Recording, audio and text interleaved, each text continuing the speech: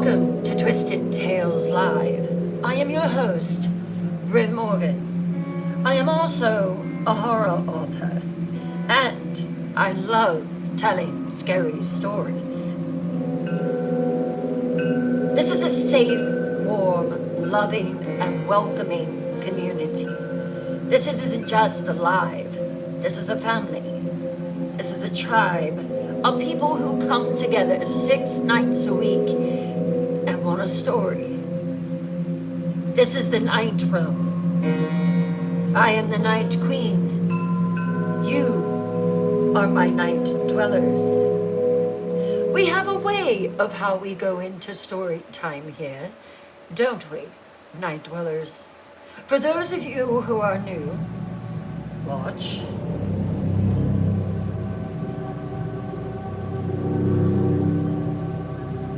Lower your lights.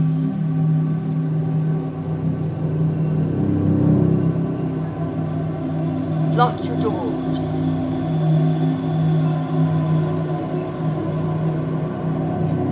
Light a candle for ambiance. But we all know it's to chase those shadows away, don't we? Pull your curtains nice and tight. Wrap yourself in your warmest blanket to avoid the chills that are about to crawl up your spine. And let's begin.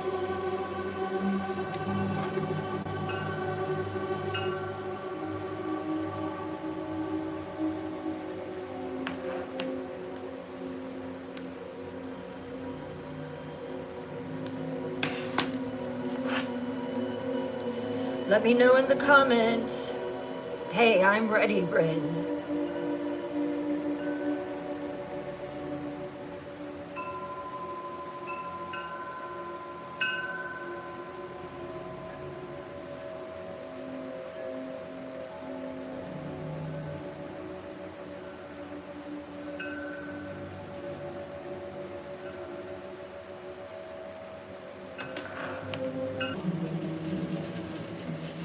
How was the music?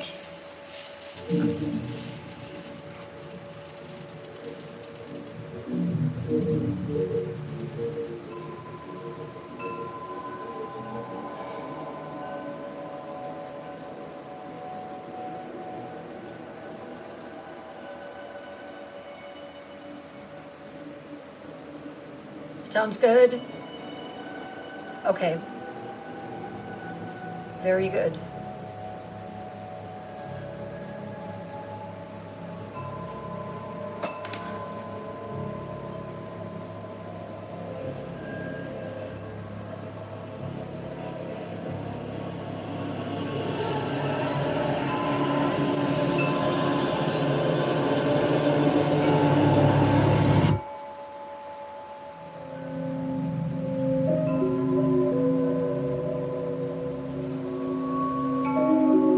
Viewer's discretion is advised.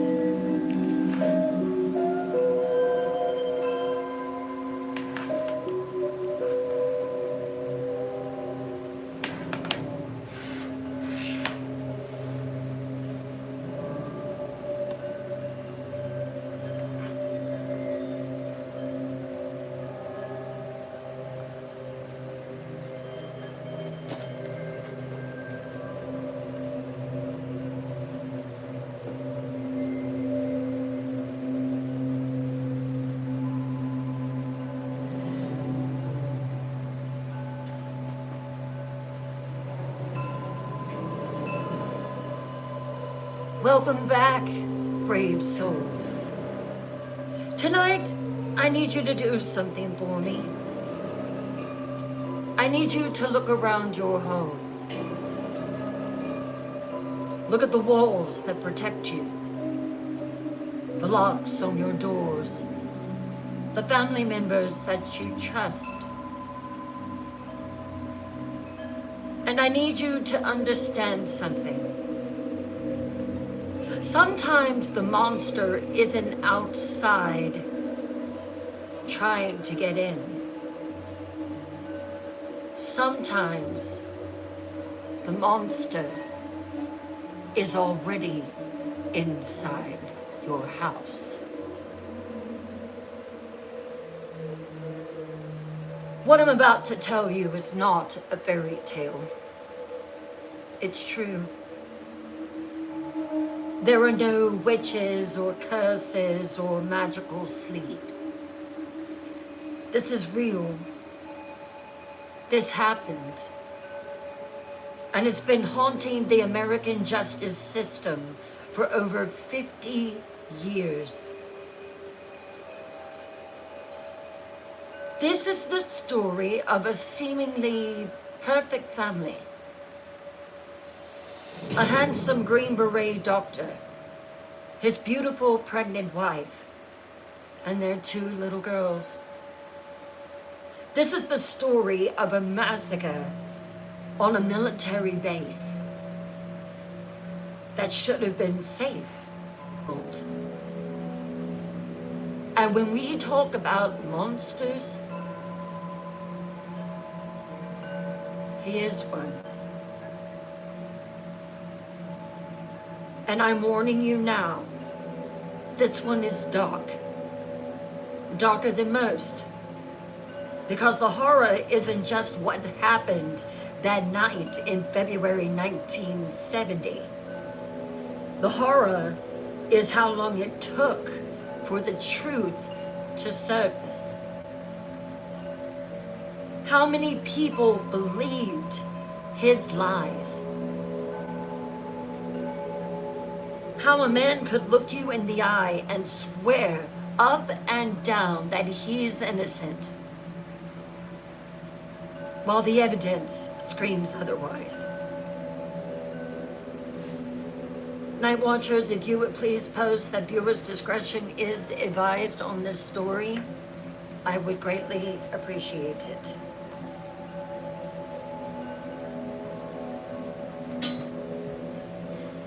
So settle in. Lock your doors if you need to. Keep the lights on if it helps.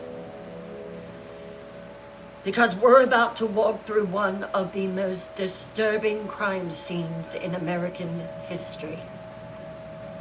We're going to pick apart a story that fell apart under scrutiny. We're going to watch a narcissist perform innocence while his family's blood dried on the walls around him. Are you ready, Tara? Then let's begin. February the 17th, 1970, Fort Bragg, North Carolina. A rainy night that would end in unspeakable terror. Chapter 1, The Perfect Life. So, let me paint you a picture of Jeffrey MacDonald in early 1970.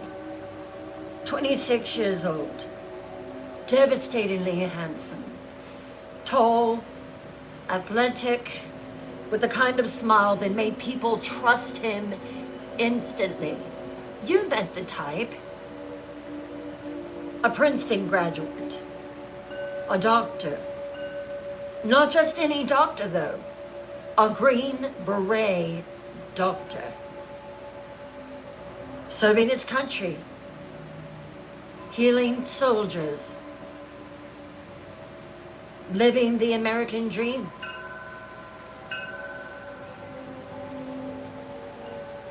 And then let's go to his wife, Colette. Colette Stevenson MacDonald was 26 years old as well. Petite, pretty, with long blonde hair and a smile that lit up photographs. She met Jeff when she was just a teenager. They were high school sweethearts. The kind of couple everyone said was destined to be together. Colette worked hard to put Jeff through medical school, juggling jobs, raising their 2 daughters, keeping the household running while Jeff pursued his dreams. She was the backbone of the perfect life. She was the one who made everything possible for Jeff. Keep that in mind. And their daughters. Their daughters. Kimberly was 5 years old, kindergarten age, the oldest child, the responsible one. She had her mother's blonde hair and Jeff's confidence. She loved school, loved her baby sister, loved showing off how she could read simple books all by herself. She was very intelligent. Then we enter Kirsten. She was 2 years old, still in diapers, still saying words wrong in that adorable toddler way. I remember when my little night queen used to do that. She had a stuffed animal that she carried everywhere. Wouldn't sleep without it. She called Jeff Daddy in that high, sweet voice that makes parents melt. And here's a little bit more information. Colette was pregnant, 6 months along. They were going to have a boy. Jeff wanted a son. Colette had already picked out names.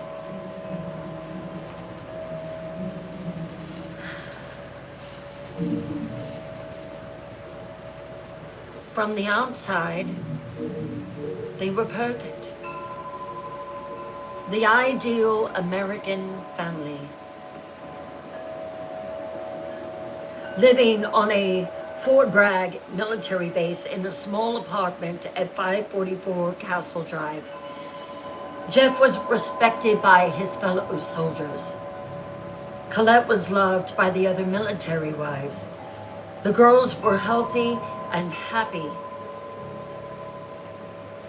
What could go wrong? Picture perfect. But if you looked closer, and we're going to look very, very close tonight, you'd see cracks in that perfect image.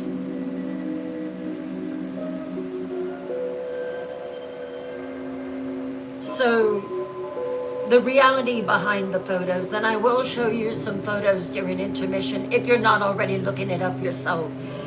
Jeff McDonald was ambitious, obsessively ambitious. He didn't want to just be a doctor. He wanted to be the best doctor. He didn't just want to be fit. He wanted to be the most impressive physical specimen on the base. He worked out constantly, lifted weights, ran, competed in boxing matches. This guy was obsessed with being physically healthy. He was vain. That would be a better word for him. Deeply, profoundly vain. He'd spend longer getting ready in the morning than Colette did. He styled his hair perfectly. Not one hair was out of place. He made sure that his uniform was immaculate.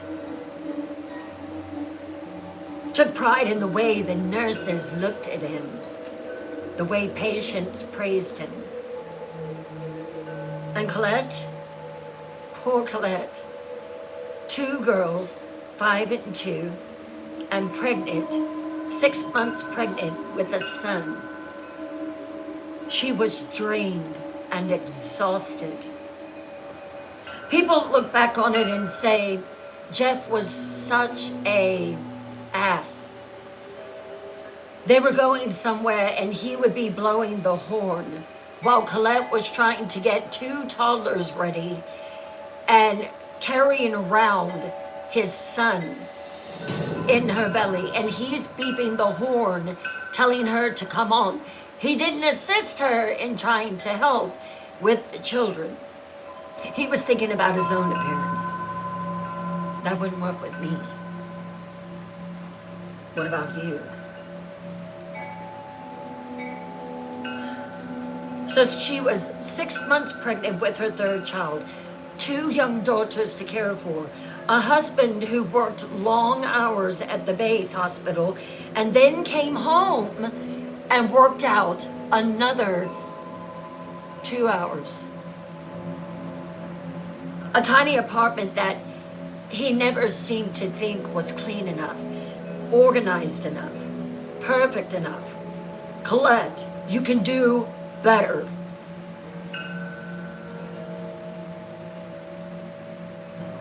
She'd gained weight with this pregnancy too, more than the girls, and Jeff had noticed and started making horrible comments to her. Neighbors heard it, people in the commissary heard it. He would make these horrible comments, little cutting remarks about her appearance that she could try to do better, try to still please him. Her energy level, he said, was kaput. She needed to go out and walk around the base with him. He said that she used to be a lot more fun than she was now. Really, Jeff? Really? Colette had confided in her mother just a few weeks before this tragedy happened that Jeff's temper was getting worse. He was controlling, he was critical, and sometimes he even scared her and the girls. But she told her mom, I love him.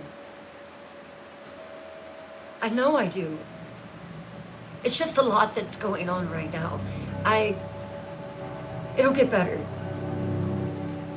Her mom questioned her over the phone. Will it?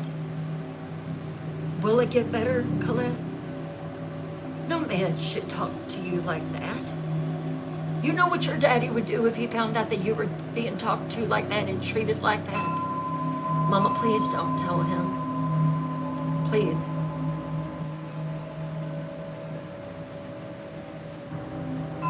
I've just invested so much in Jeff. I've worked so hard to put him through medical school, Mom. I've raised his children. I've built the perfect life. I can't leave him. Can't. It's gonna get better. I know it will. It'll probably be after Jeff Jr. is born.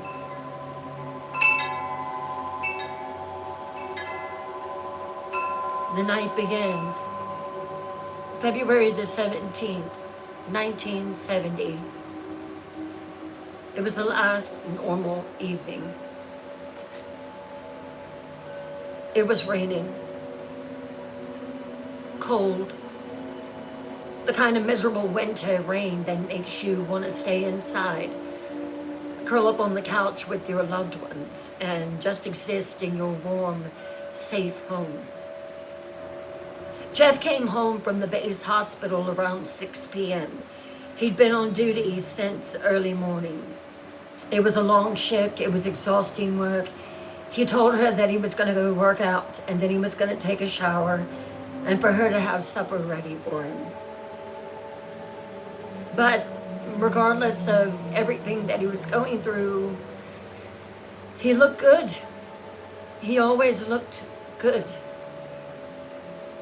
Colette made dinner, nothing fancy, Probably something quick, something the girls would eat without fussing. They ate together, a normal family dinner once he had worked out and showered. And then after dinner, Colette gave the girls baths. Kimberly first, and then Kirsten. There was a small wet spot on Kirsten's bed. The 2-year-old had wet the bed, which was normal for a toddler. Colette planned to deal with it later. But there wouldn't be a later. Around 7 p.m., Colette put Kirsten to bed in the second bedroom in her crib.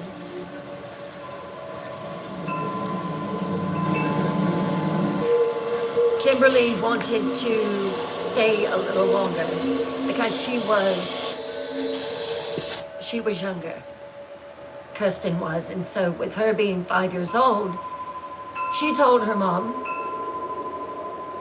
I should be able to stay up longer than Kirsten does.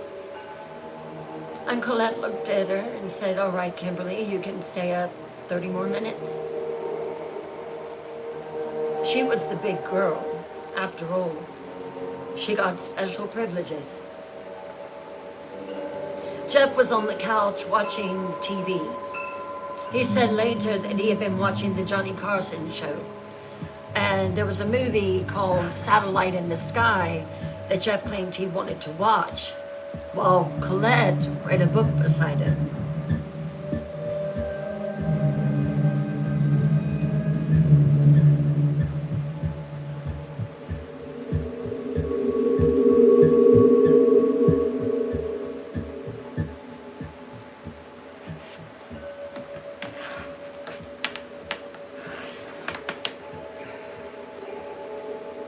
Around 9 p.m., Kimberly finally went to bed. She was sleeping in the master bedroom with her parents because her own room, the one she usually shared with her younger sister, needed cleaning after Kirsten's accident. She said it smelled yucky. Colette joined Jeff on the couch and they watched TV together. It was a normal evening, boring even. The kind of night that happens in millions of homes across America.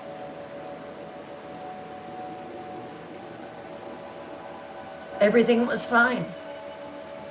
Everything was normal. Everything was about to become a nightmare.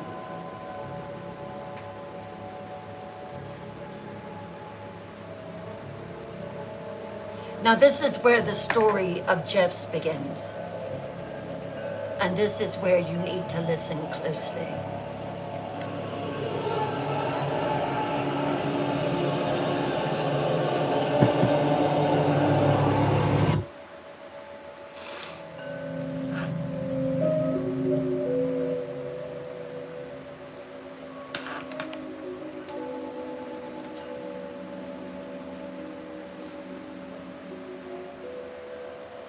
We're going to come back to this part of the story again and again.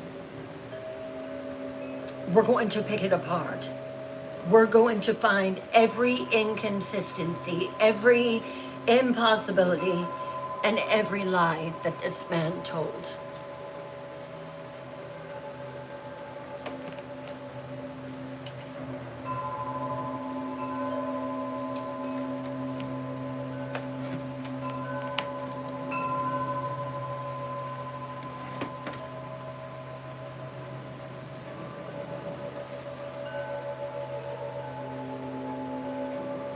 But first, let's hear what Jeff said happened. According to Jeffrey McDonald, he fell asleep on the couch around 2 a.m. He said that he woke up to Colette's voice saying, Jeff, why are they doing this to me? He said that he opened his eyes to chaos.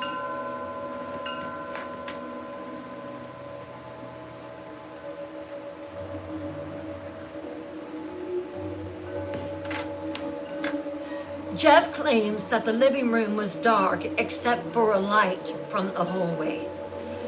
And standing around him were 4 intruders, 3 men and 1 woman. The woman had long blonde hair, was wearing a floppy hat, holding a candle, and she was chanting, "Acid is groovy, unalive the pigs." Jeffrey claims that the men were attacking him. One had a club, another had something sharp, maybe an ice pick. He claims that they were hitting him, they were stabbing him. Jeff said he fought back. Now, I want you to keep in mind, Jeff was a Green Beret, okay? They have specialized training. They're trained in combat. They're strong and they're capable. But he said, he claimed that there were too many of them. He says that he tried to get up from the couch, tried to fight, but that someone clubbed him in the head with something heavy. He said he blacked out for a moment, or maybe longer. He wasn't sure. When he came to, he said that the intruders were gone, that the house was silent. And Jeff realized that he was injured. His chest hurt, his head throbbed. He stood up and immediately saw that he was tangled in Colette's blue pajama top. He said that it was torn and wrapped around his arms and around the wounds on his chest. He said that he pulled it off, threw it aside, and then went down the hallway to check on his family. Now this is crucial. The scene that he claims he found, keep that in mind. This is what Jeffrey MacDonald said that he discovered. First, he went to the master bedroom. He found Kimberly, his 5-year-old, in the bed. She wasn't moving. He checked her. There was no pulse. His 5-year-old daughter had passed away. Then he said he saw Colette, his wife, 6 months pregnant, on the floor beside the bed. He said that she had been beaten, stabbed, blood was everywhere. He checked her pulse. He said it was faint, that it was barely there. She too was passing. He said that he tried to give Colette mouth-to-mouth resuscitation. He claims that he breathed into her mouth, trying to save her, but it was too late. He said that his wife passed away in his arms. Then he said he heard a sound from Kristen's room. Now Kristen is 2 years old. His 2-year-old daughter making a noise, a moan, a cry. He said he couldn't be exactly sure. He said he ran to her room, found her in the crib. She was covered in blood. She had been viciously wounded. His baby girl was passing away. He said that he tried to help her, tried to give her CPR, but she was too small, and that she passed too, right there in his arms.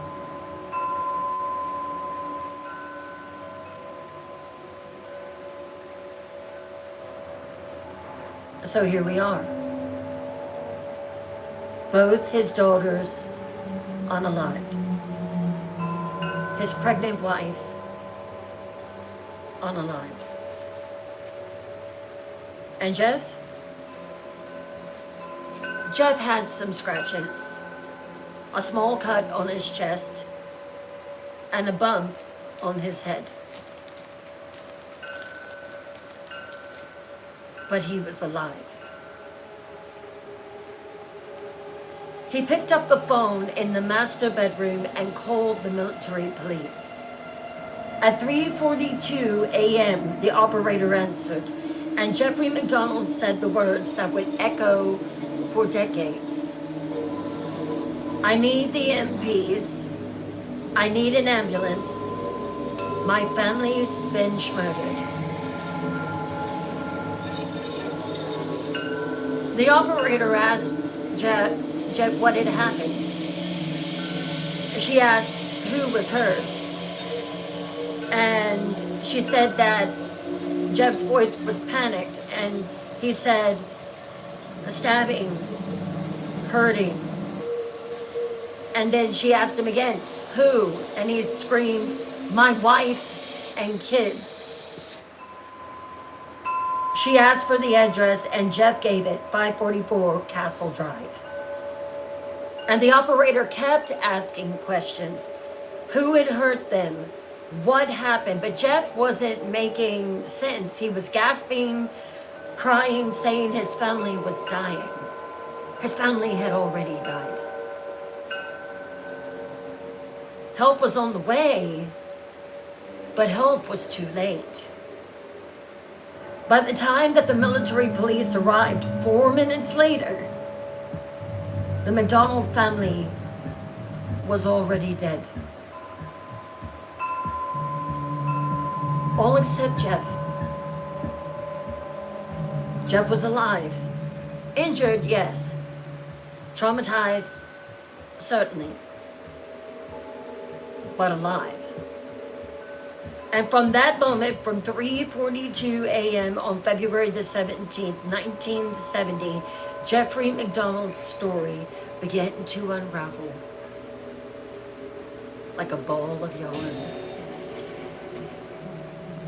Because nothing, and I mean nothing, about his version of events made sense. But it would take investigators years to prove it. And it would take a father-in-law who refused to give up to finally bring him to justice.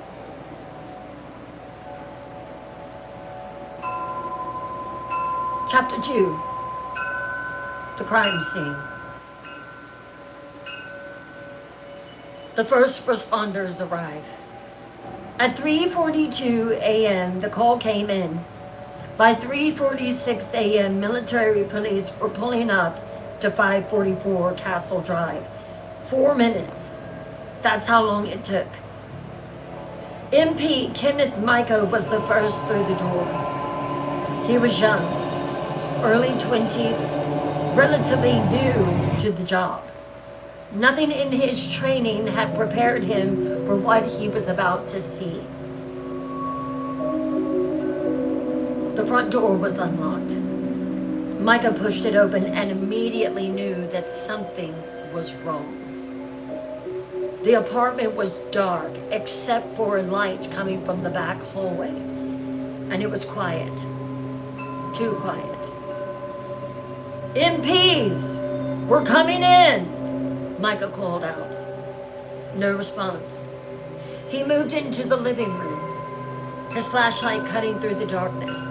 The first thing he saw was an overturned coffee table, a flower pot on the floor, plants scattered with dirt, magazines spread out, signs of a struggle, but not much of one.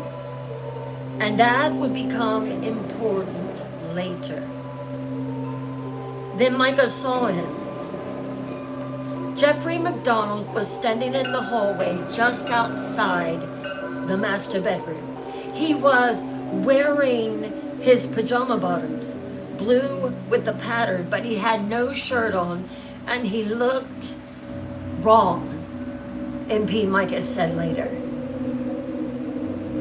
He did not look devastated. He did not look shocked in the way that you would expect someone to look who had just lost their entire family. He looked annoyed. He looked irritated, like he'd been inconvenienced. And Micah said he remembered Jeff hollering out at him in a very rude way. "Did you call the ambulance?"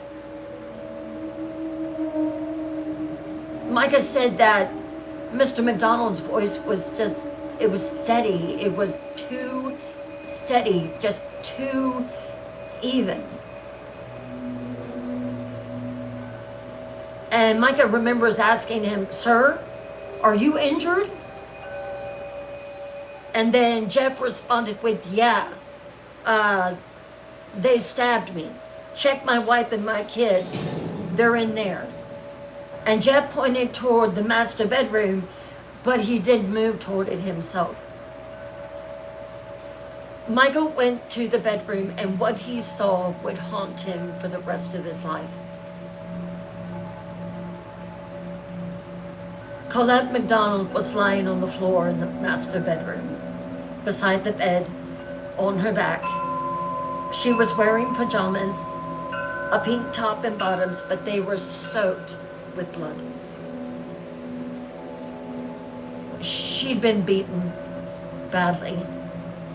Her face was swollen and bruised. Her skull was fractured. You could see the depression where something had caved in the bone.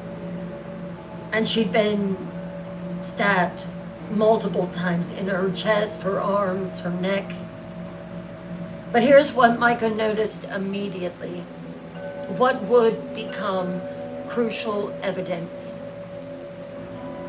Colette's body was covered with a blue pajama top. Now, she was wearing a pink set, but it was Jeff's blue pajama top that was on top of her. The one he said that intruders had wrapped around him during the attack. It was laid over her body, almost gently, deliberately, like someone had covered her up after she died.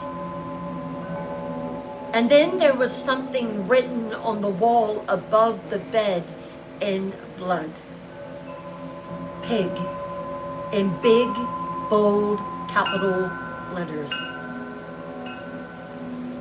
Just that one word, written in Colette's blood. Now, remember what I told you in chapter 1 about the Manson murders? I made one brief little mention about that, about how they'd happened just 6 months earlier and were all over the news. The Manson family had written messages in blood at their crime scenes too, and Pig was one of them. Helter Skelter, messages that became iconic that everyone in America knew about. And here was that same word written at this scene, almost like someone had copied it from the news.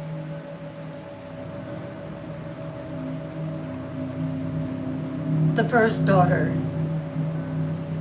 Kimberly, was in the master bedroom too. Remember, she didn't want to sleep in the same room with Kristen because of the smell. And she was in the bed that her parents usually slept in.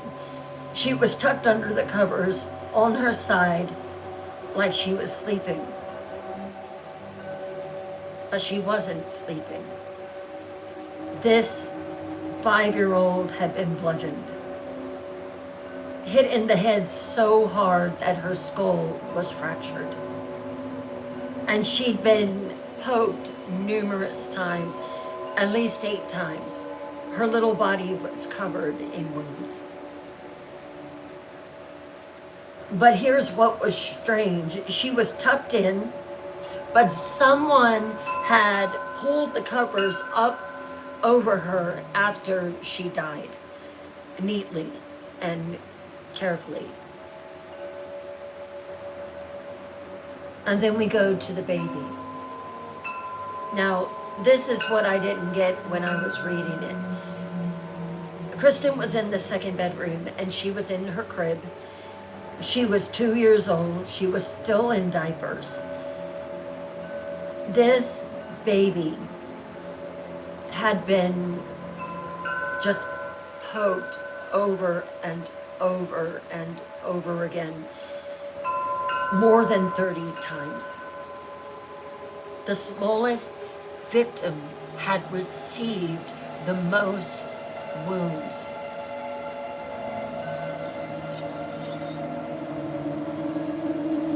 Think about that. Think about that for a moment or two. What kind of fury? What kind of person pokes a toddler that many times with a weapon? 2 years old.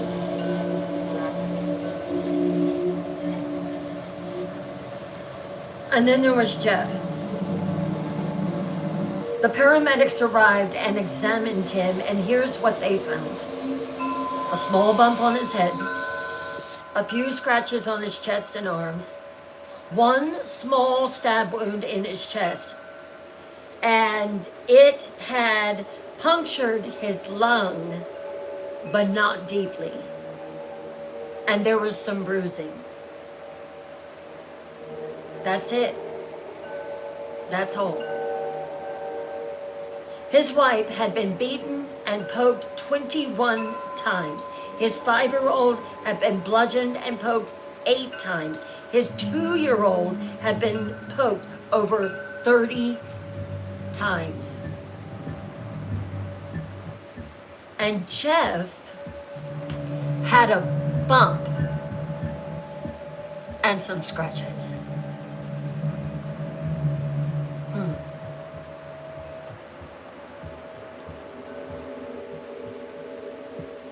The paramedics looked at him and thought, this doesn't make sense. Does this make sense to you, night dwellers? But they loaded him into an ambulance anyway because he insisted on it, and they took him to the base hospital. He would survive his injuries easily. His family was already dead. This is what the scene showed. Within an hour, SID investigators, Criminal Investigation Division, were at the scene. And these were experienced military police, trained in crime scene analysis, and they immediately started noticing things that didn't fit Jeff's story. Let's start. Problem 1. The living room. Jeff said that there was a violent struggle in the living room. He said that there were 4 attackers beating him, stabbing him, fighting him. But the living room showed minimal disturbance. Okay? The coffee table was tipped over, but nothing else was really disturbed. A flower pot on the floor, a little bit of dirt spilled over, some magazines scattered. It looked staged. That's not what a fight with 4 people looks like. That's what staged looks like. In a little apartment with 4 people and 1 man fighting, there would have been major destruction. Major. Problem 2, the weapons. Investigators found all of the weapons at the scene. All of them came from inside the apartment.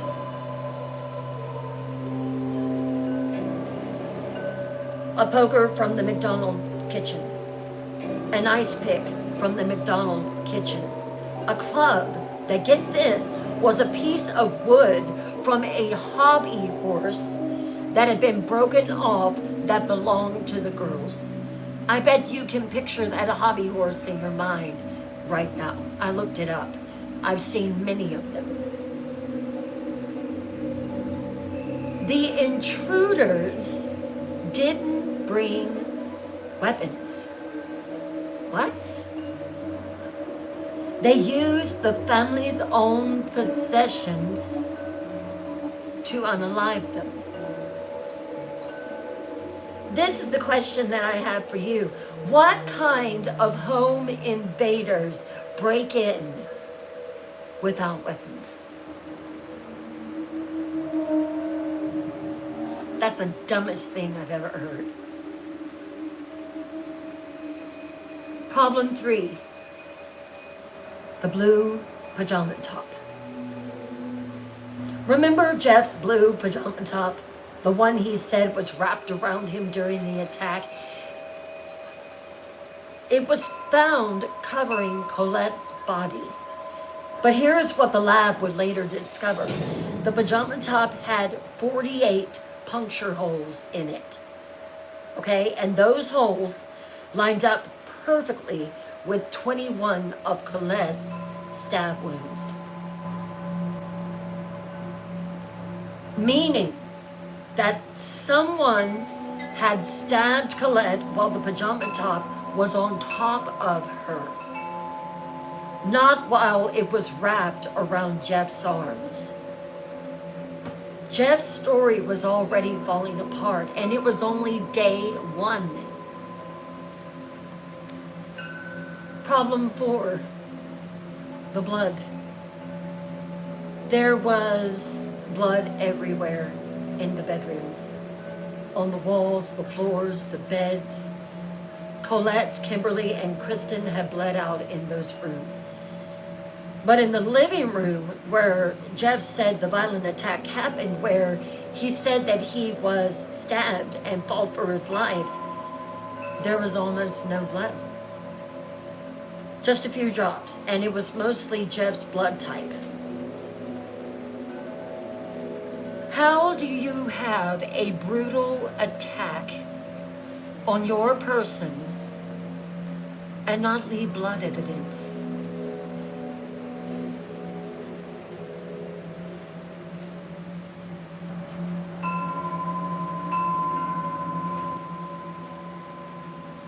In his first statement to the MPs, Jeff said the intruders were wearing black.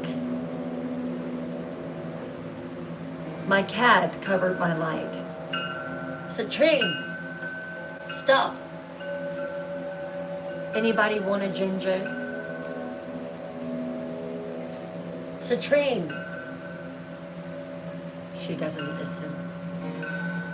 In his first statement to the MPs, Jeff said the intruders were wearing black.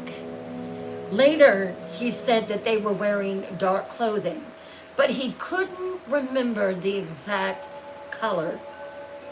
Then he said one of them was wearing an army jacket. He said he fought them off. And then he said he passed out. And then he said he might have passed out, or maybe he was just dazed. He said that the one woman that was in the group was holding a candle.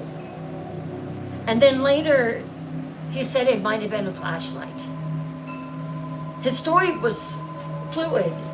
It was shifting. It was adapting. The horrible truth. By sunrise on February the 17th, 1970, the investigators were looking at each other with the same thought. Jeffrey MacDonald unalived his family.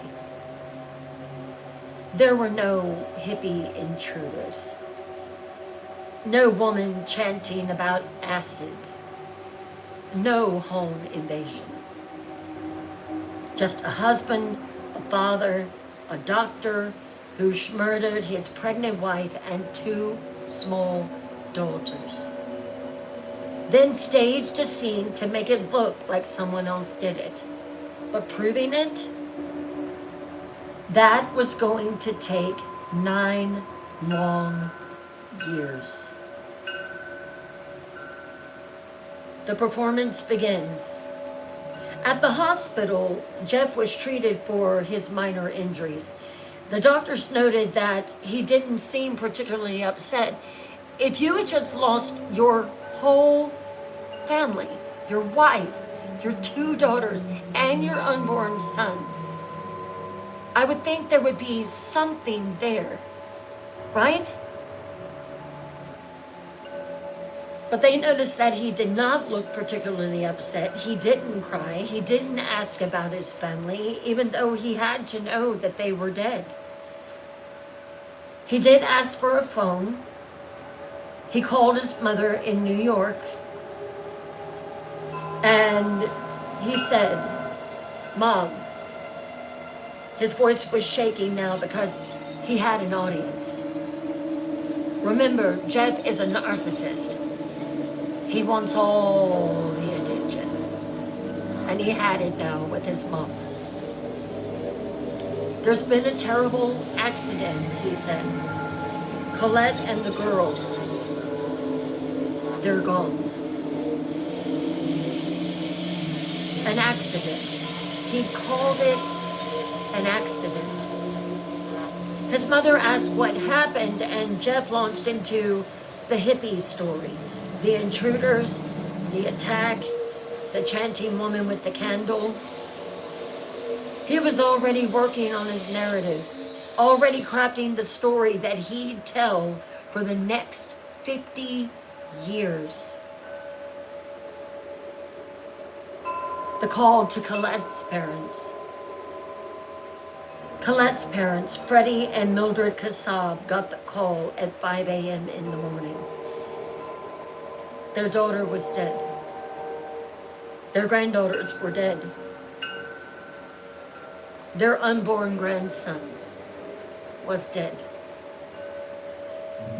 The entire family that they loved was just gone. Freddie Kassab immediately asked, "What about Jeff? Is Jeff okay?" He was concerned about his son-in-law, because that's what family does. Even when they're devastated, they worry about the survivors, right? When they were told that Jeff had sustained minor injuries, Freddie's first thought was relief. Thank God Jeff is alive. Thank God he survived. It wouldn't be until years later, that Freddie Kassab would realize the truth. And when he did, he would spend the rest of his life making sure that Jeffrey MacDonald paid for what he'd done. But that morning, as the sun rose over Fort Bragg, and the investigators photographed the crime scene, and the blood dried on the walls, everyone was asking the same question. Who could do this to a family?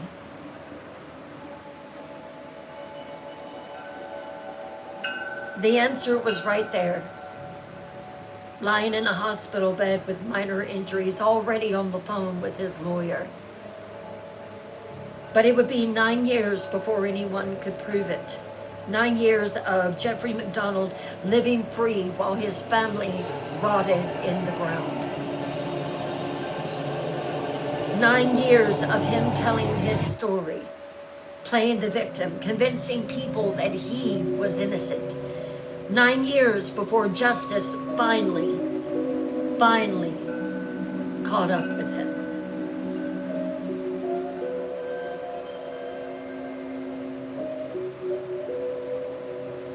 Let's take a 10-minute intermission, and when we come back, I will continue the Jeffrey MacDonald case.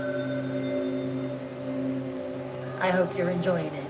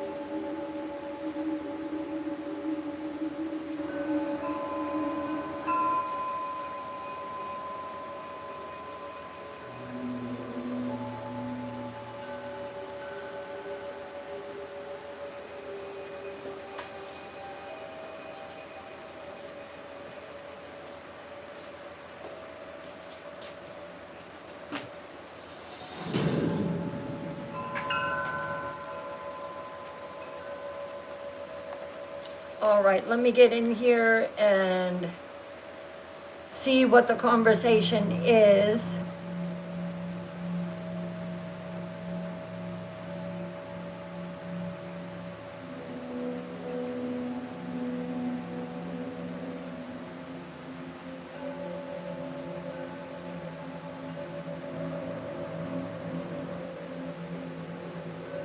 Hello, PJ. Hey, Jackie. I am feeling better. I took some a leave, and that took away some of the pain. I'm just having to make sure that I stay pressed back against this pillow, so it doesn't cause me so much discomfort. Hello, Rachel. It's very similar to the Chris Watts case. It absolutely is. There are so many similarities.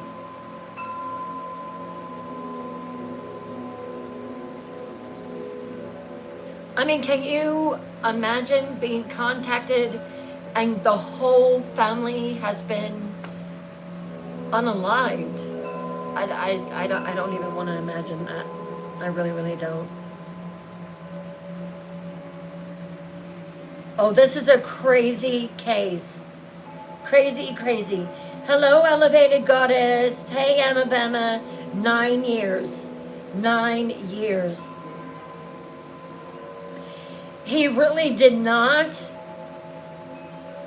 And he's a stupid ass. I mean, I was reading it and was just, oh my God. This man.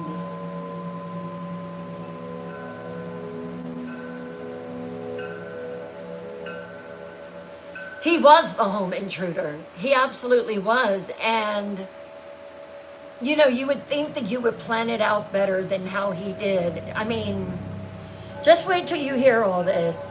Hey, Peanut.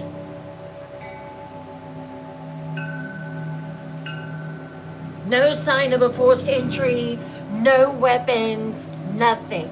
Nothing.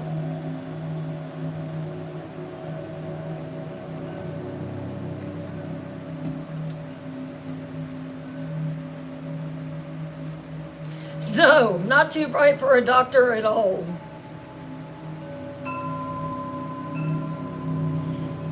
Hello, Sabrina. Right, Kelly. True.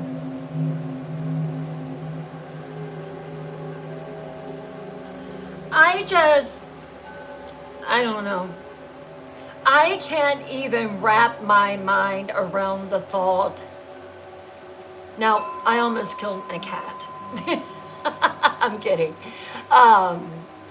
She was the one creating shadows. It wasn't Ghost. But I just cannot even imagine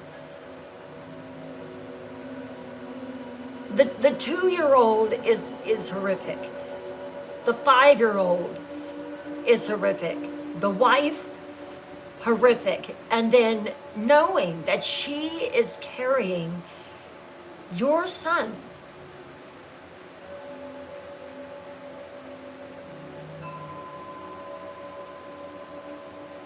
You know what I mean? Like it's almost I'm speechless at it. I can't even form words. I don't know. Citrine, get out in front of the light. Oh, you're sorry, Dune. It's Dune. It's not Citrine.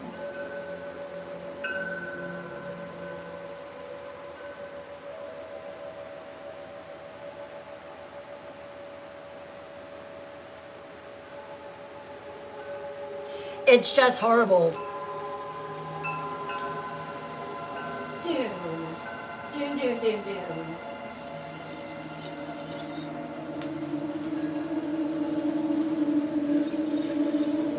I think the cats like the wind chimes. They're over there just looking at them.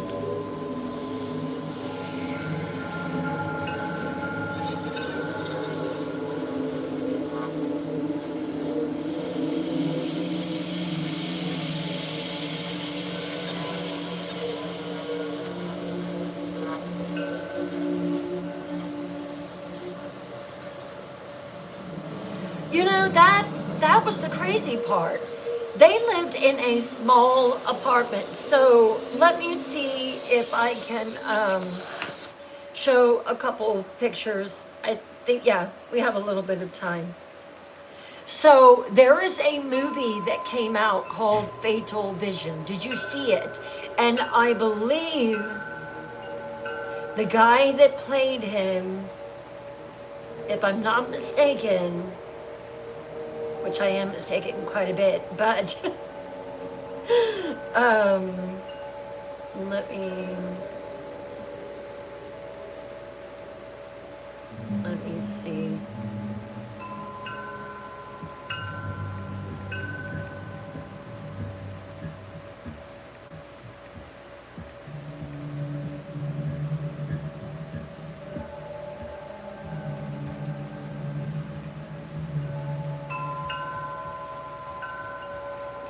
You're not going to believe this story. I mean, it is going to get off the chain. Like, oh wow. There was one part that I was researching today, and I was like, wow.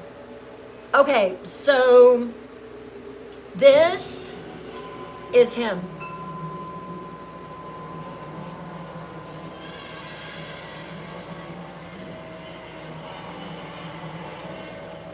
That's Jeffrey McDonald. Sorry for the makeup, Jeff.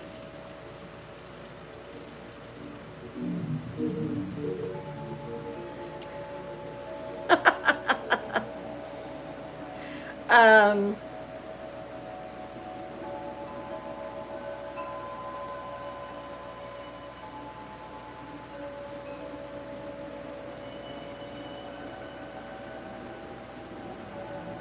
this was their wedding.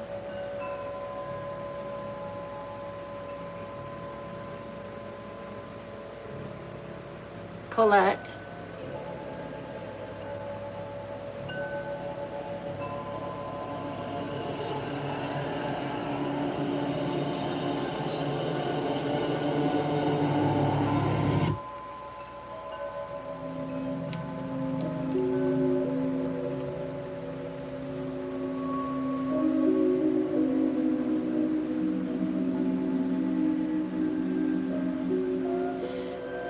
And this is him.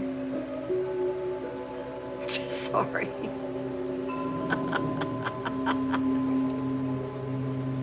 Anyway, that's the loser. That's the monster at 85.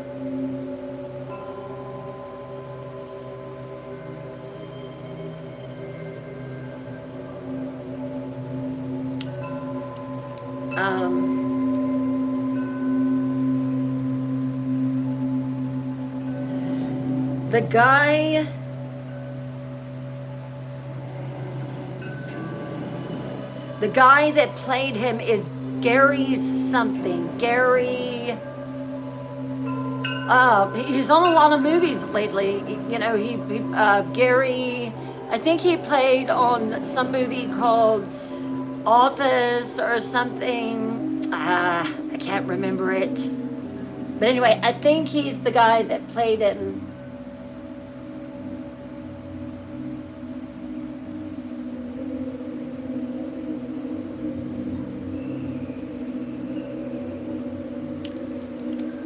It's not Gary Busey. I want to say Gary Busey, but it's not him.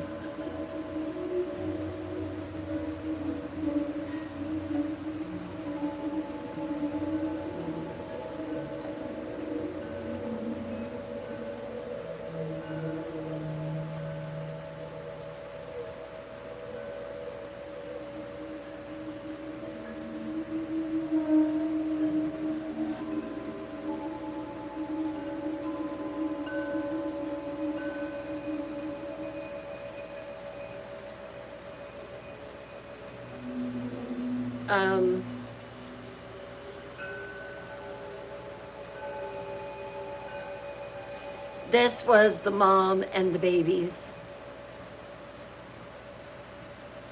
They didn't deserve that.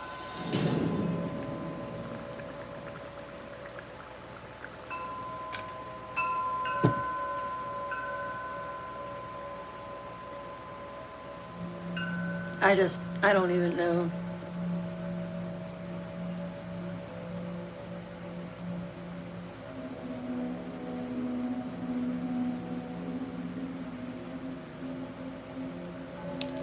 All right, a couple more minutes and I'll get started again.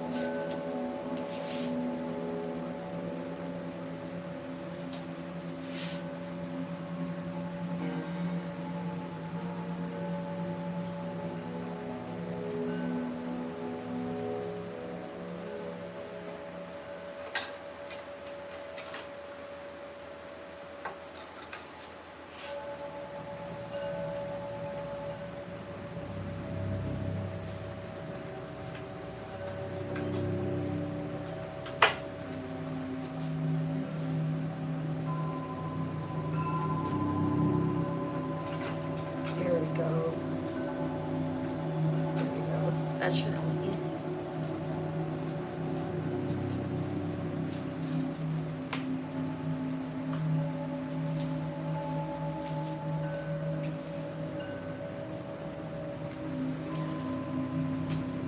Oh, wow. Ah, that is so much better.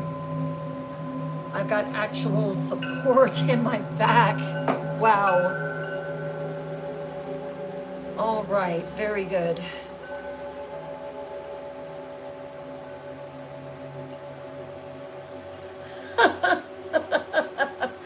Oh, it hurts so bad.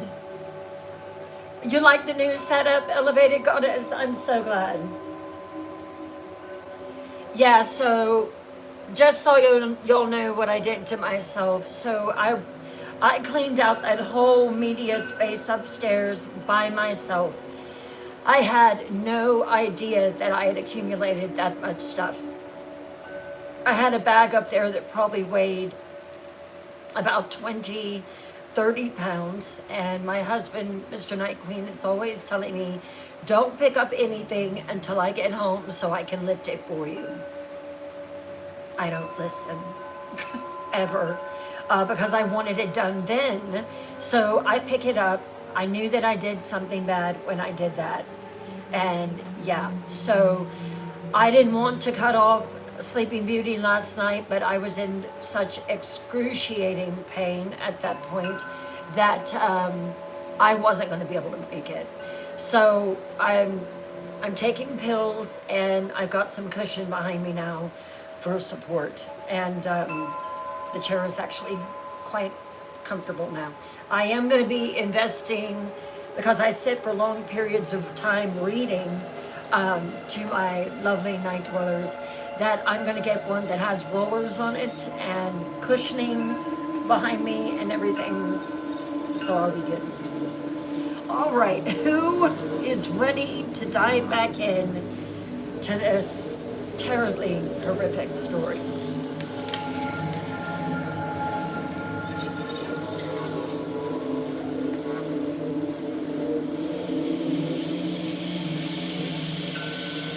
I will just say I am not one to quit. But if I stop a show and say I can continue it, I'm in bad shape. I can only think of one other time that I did that, and that was when I wasn't eating properly, and remember, I was feeling faint, and Mr. Night Queen had to get in front of the camera and let y'all know that I was going to take the rest of the night off. So.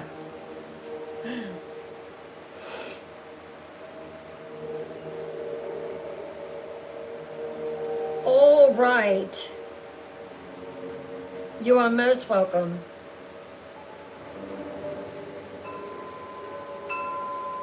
Thank you, thank you. Yeah, I'm terrible about it.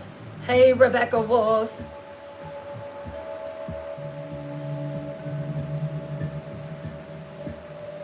Hey, Turtle Woman. I am in South Carolina. The Winchester House. I told that back last year. It's time for me to tell it again. I'll do it. Hello, lovely butterfly. Hello, Shauna. We'll get that story added on there for you.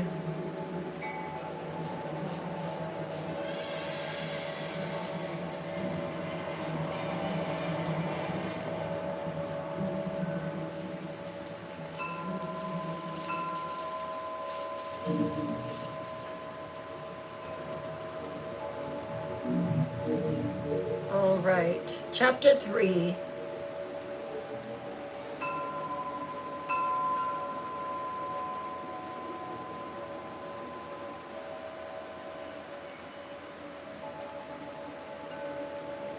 The investigation. So, I call this when the army closes ranks.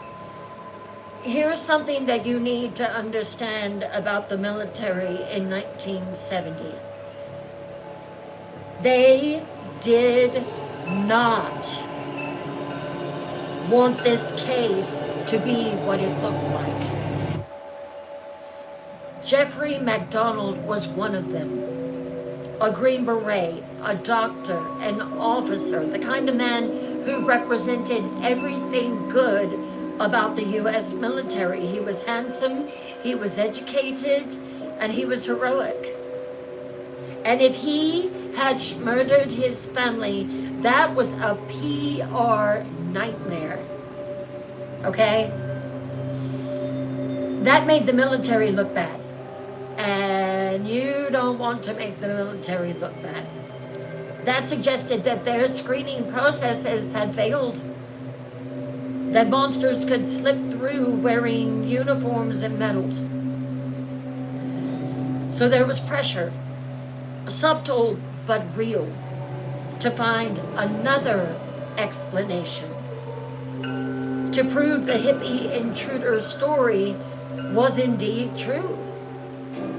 To protect the military's reputation.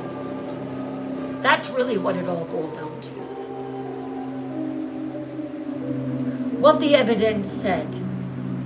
So the forensic team spent days at 544 Castle Drive photographing everything, collecting everything, analyzing everything. And the more they looked, the worse it got for Jeffrey MacDonald.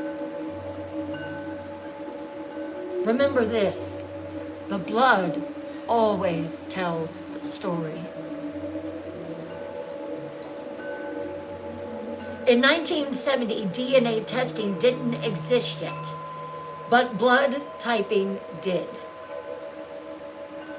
And the blood patterns at the scene told a very specific story, one that completely contradicted Jeff's version of events. Here's what they found. In the master bedroom where Colette had died, there was blood everywhere. Type A, Colette's blood type, On the floor, the walls, the bed. She'd been murdered there violently with massive blood loss. Schmurdered, sorry. But there was also type O blood in that room. Not much, just drops.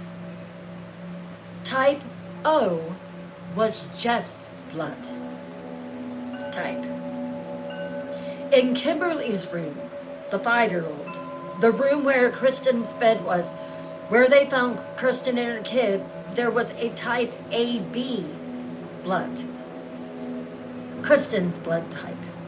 But there was also a type A blood, which is Colette's blood. I'll let that sink in for a minute. Think about what that means.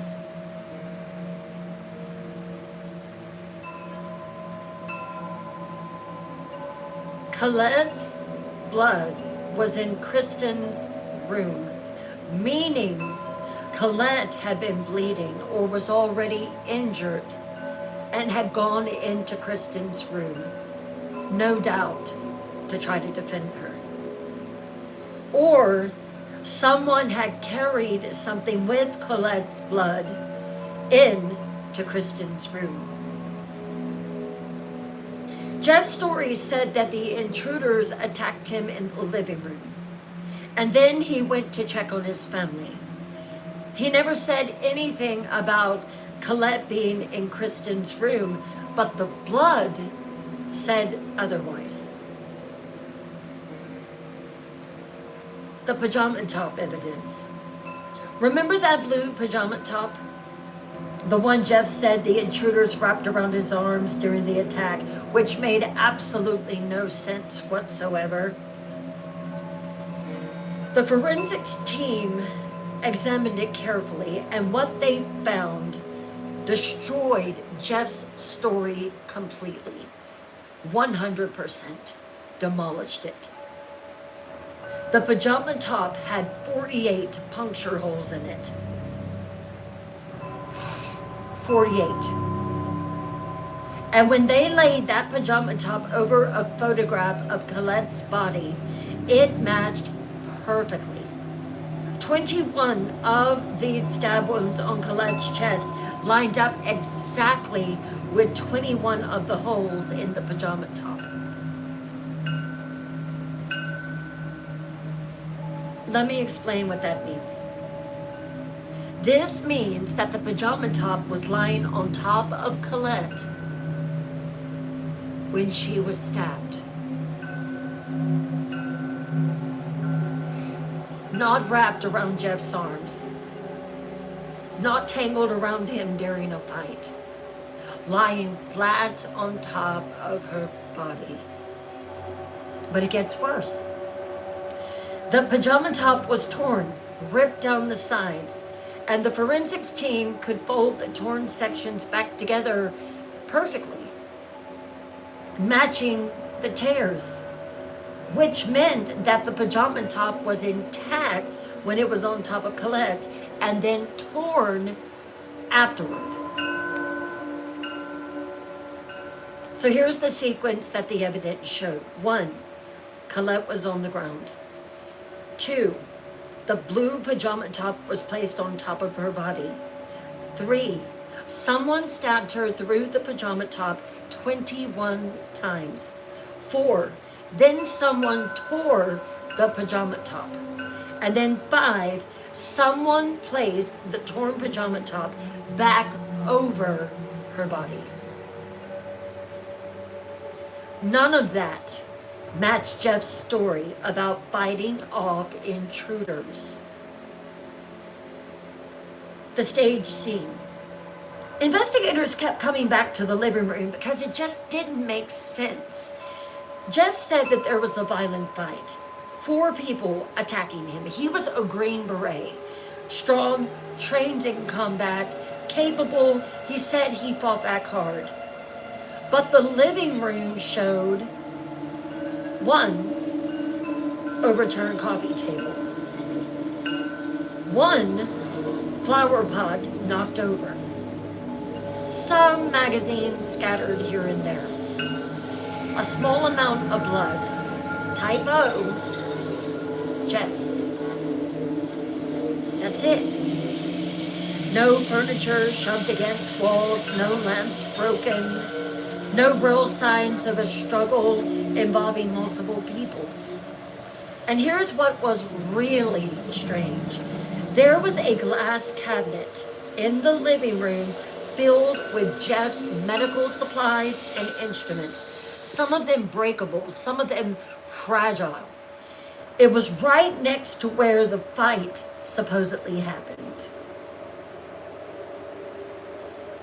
Nothing in that cabinet was disturbed. Not one thing. So, try to imagine this. 4 people attacking you in a small living room. You're fighting for your life. You're throwing punches. You're being thrown around and you're struggling. And somehow, a glass cabinet full of breakable items right there next to the fight doesn't get touched. Not one thing gets broken. It was impossible. The scene was staged, and it was staged badly. The injuries that didn't make sense was another thing. So the medical examiner's report on Jeff's injuries was damning, to say the least. Small bump on his head, no skull fracture, no concussion, superficial scratches on his chest and arms, 1 stab wound to the chest that punctured his lung, but barely. Now, you remember what I told you? Jeff is a doctor. And that stab wound is important because it went between his ribs, punctured his lung, but didn't go deep. Almost like someone had carefully measured where to stab to cause an injury that looked serious but wasn't life-threatening. And remember, Jeff was a doctor. He knew anatomy. He knew exactly where he could stab himself to look injured without actually dying. Sick. Now let's compare that to his family. Colette, 21 stab wounds, massive head injuries, skull fractures. Kimberly, 5 years old, skull fractures, 8 to 10 stab wounds. Kristen, baby Kristen, 2 years old, over 30 stab wounds.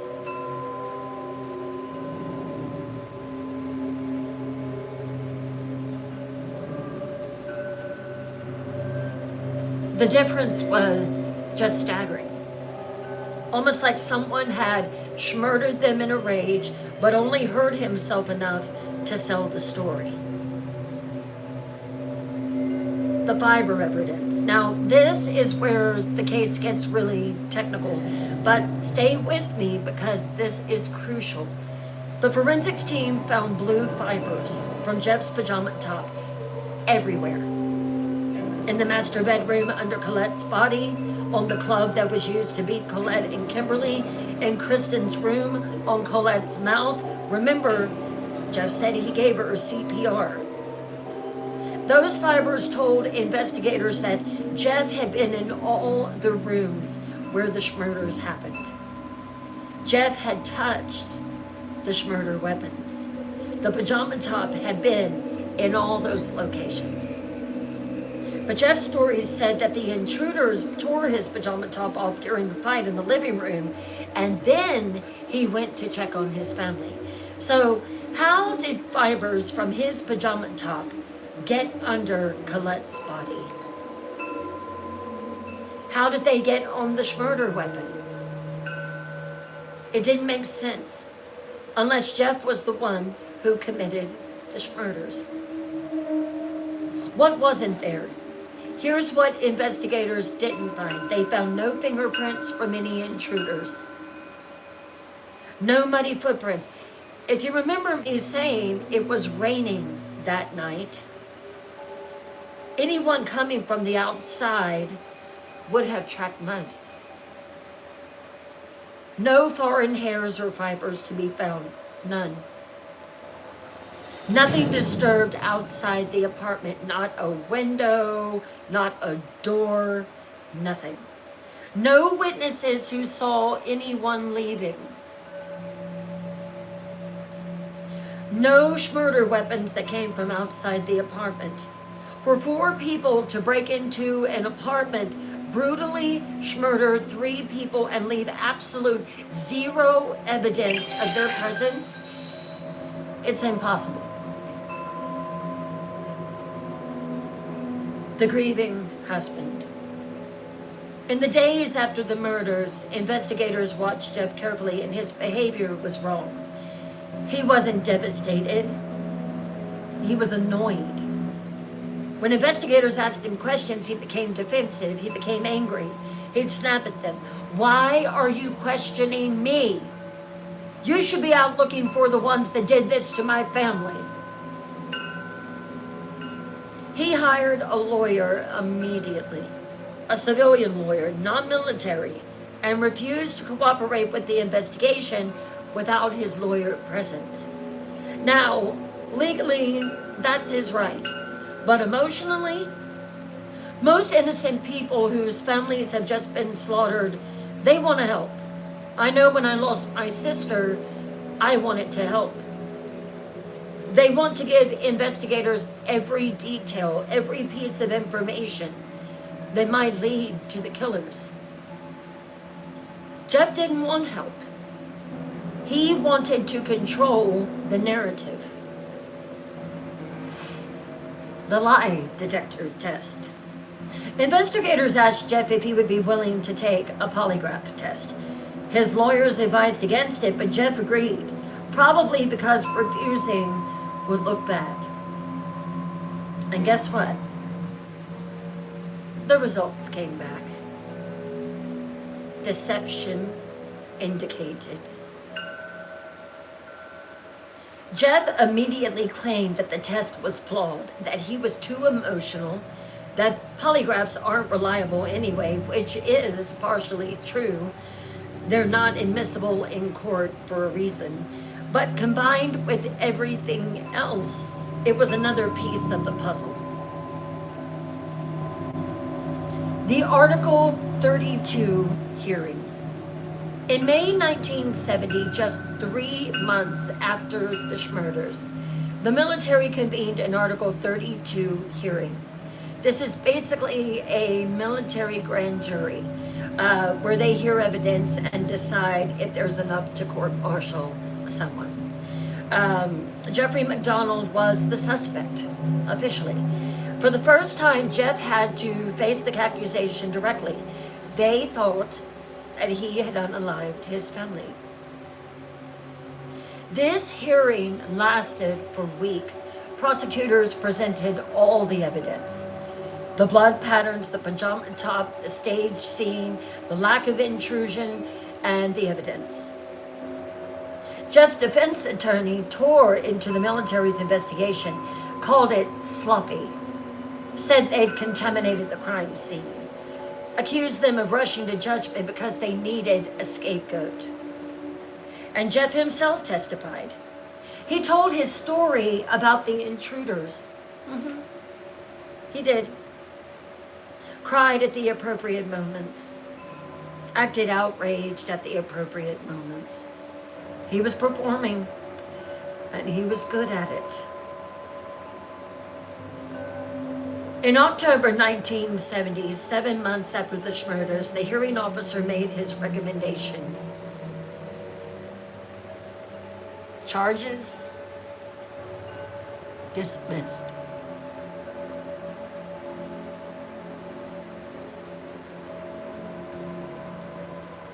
Not because Jeff was innocent. The hearing officer specifically said there was evidence that could indicate that Jeff was guilty. But he felt that the investigation had been so flawed that a fair trial wasn't possible. Jeffrey MacDonald walked out of that hearing a free man. The military discharged him honorably. He moved to California. He got a job as an emergency room doctor, and he started living his life like nothing had happened. That infuriated me. And Colette, Kimberly, and Kristen MacDonald remained dead in their graves while the men who killed them walked free.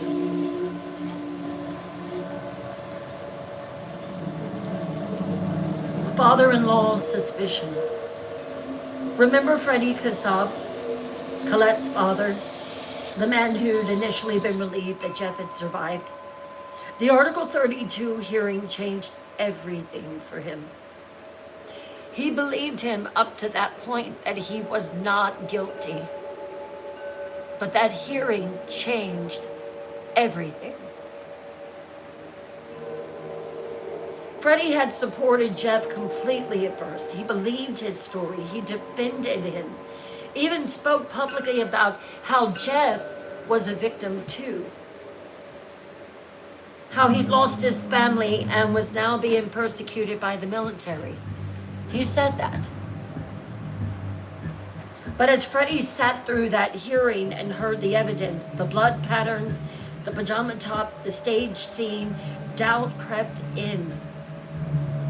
And then it wasn't doubt anymore, it was certainty. Freddie Kassab realized that Jeffrey MacDonald had murdered his daughter and grandchildren. And from that moment on, Freddie Kassab dedicated his life to one thing: making sure that Jeffrey MacDonald paid for what he'd done. Freddie was in his 50s when this happened. He had no law enforcement experience, no legal training, just a father's love for his daughter and his grandfather's love for his grandchildren. But what he had was determination, obsession, and fury. And for the next 9 years, Freddie Kassab would become Jeffrey MacDonald's worst nightmare. He would investigate on his own, hire private investigators, write letters to Congress, to the Justice Department, to anyone who would listen. He would study the evidence until he knew it better than the prosecutors. He would track down witnesses, uncover new evidence, and refuse to let the case die. Because Freddie Kassab understood something that the military didn't. Jeffrey MacDonald had gotten away with murder. But if Freddie had anything to say about it, that wouldn't last forever. Justice delayed is justice denied. But sometimes justice eventually comes.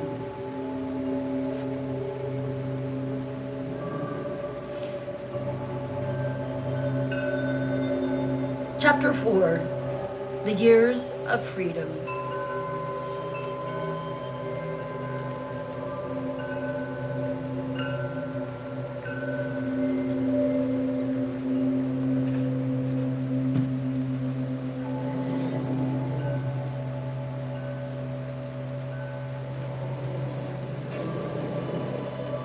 California Dreaming. Jeffrey MacDonald moved to California in 1971, just after 1 year of murdering his family. Let that sink in for a moment. 1 year. 1 year after brutally unaliving his pregnant wife and 2 small daughters, Jeff was living in sunny California, working as an emergency room doctor, dating beautiful women, driving a nice car, living his best life. He settled in Long Beach and got a job at St. Mary's Hospital, and by all accounts, he was good at his job. Patients loved him. Nurses thought he was charming. He was the handsome, tragic widower. The Green Beret doctor whose family had been murdered by hippies. People felt sorry for him. Jeff loved the attention, the sympathy, the way women looked at him with those caring, nurturing eyes that said, I can heal your pain, Jeff.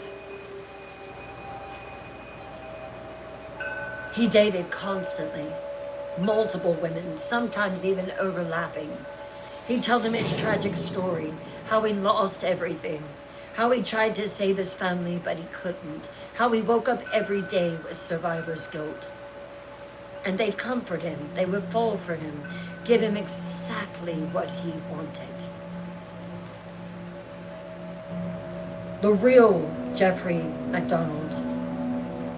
Without the pressure of military investigation, without having to maintain the Grieving Husband Act 24/7, Jeff's true personality started to show. He was narcissistic, deeply, profoundly in love with himself. His apartment was decorated with photos of himself. His body, his face, his accomplishments, mirrors everywhere. He'd work out for hours admiring his own physique. Please. He was vain to a pathological degree. Would spend an hour getting ready to go out. His hair had to be perfect. His clothes had to be perfect. His body had to be perfect. And he was charming. Devastatingly charming when he wanted to be. He could make you think that you were the most important person in the world when his attention was on you. But the moment you weren't useful anymore to him, the moment you questioned him or challenged him, that charm disappeared, replaced by cold rage. The woman who saw the mask slip. Now, several women dated Jeff during those years in California, and some of them saw things that disturbed them greatly. One girlfriend later testified that Jeff had a temper, that he would fly into rages over small things, a meal not cooked right, someone disagreeing with him, traffic making him late. He'd scream, throw things, punch walls. But then minutes later, he'd be calm again. Apologetic, charming, like a switch had flipped. Another girlfriend said that Jeff was obsessed with the Schmurders, not in a grief-stricken way, in a strategic way. He would talk about the case constantly, about how the military had botched the investigation, about how he'd been persecuted, about his innocence. It was always about him. I met people like that. I don't like them. He never talked about missing Colette. Never talked about missing his daughters, his unborn son. Just about himself, his suffering, his victimhood.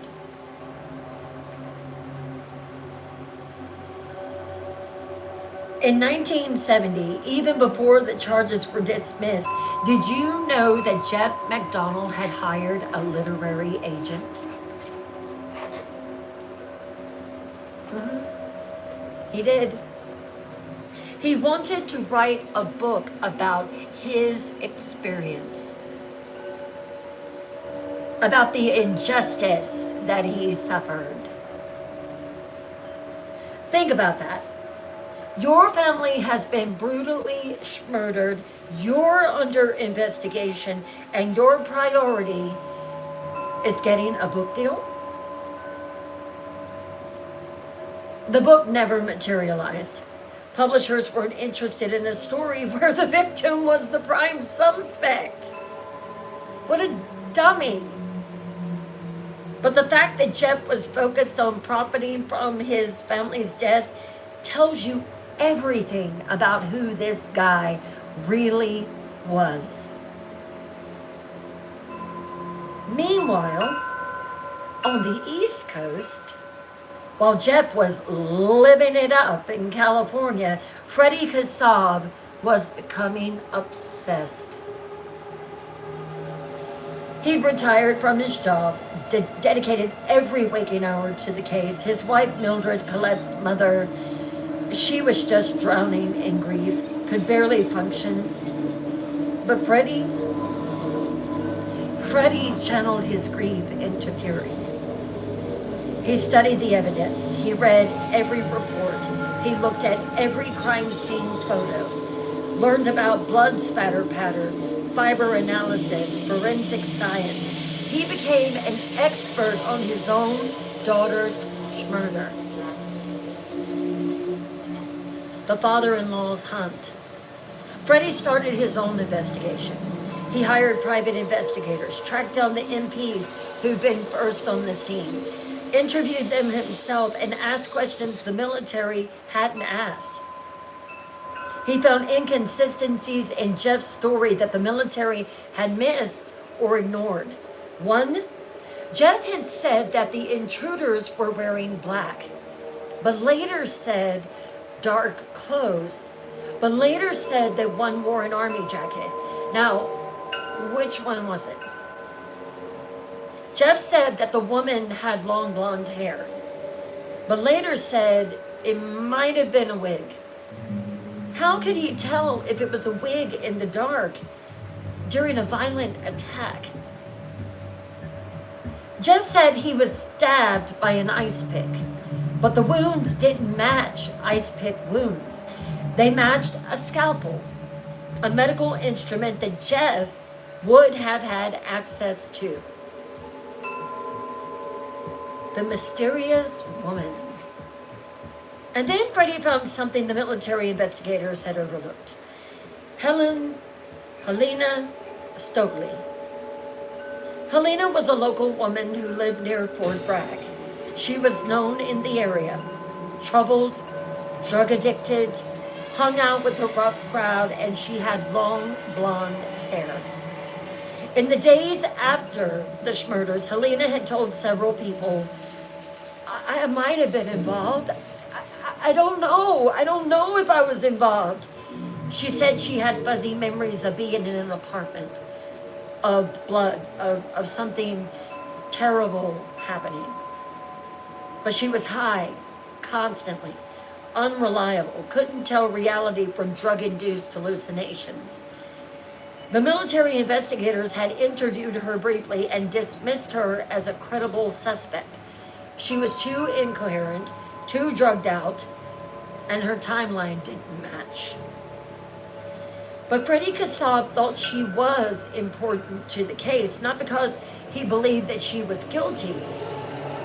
He knew that Jeff had unalived his daughter and his grandchildren, but because Jeff's defense could use Helena to muddy the waters, could point to her and say, see, there was a blonde woman. My story was true. Writing letters to power.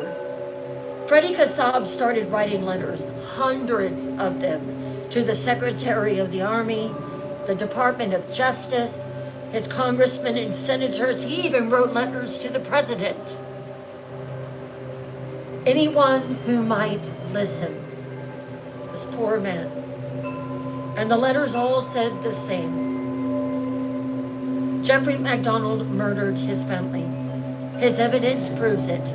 And he's walking free while my daughters and grandchildren are dead. Do something. Most letters went unanswered or got polite responses that said essentially, we're sorry for your loss, but the case is closed. But you know what? Freddie didn't stop. He couldn't stop. Every day, more letters, more phone calls, more pressure. The interviews. In 1974, Jeffrey MacDonald did something that would ultimately destroy him. And what was that, Bryn? He agreed to do interviews. He appeared on talk shows, gave newspaper interviews, told his story to anyone who would listen. He was charming, articulate, convincing. He'd cry at all the right moments, showed righteous anger at the military for persecuting him. And he started getting cocky. That is usually when things go bad. In one interview, he said, "I want the evidence to prove that I'm innocent. Listen to this. I want a trial. I want to clear my name." What? His charges was dismissed and he's coming back on TV and newspapers and saying, "I want a trial"? How idiotic can you be when you know that you did it?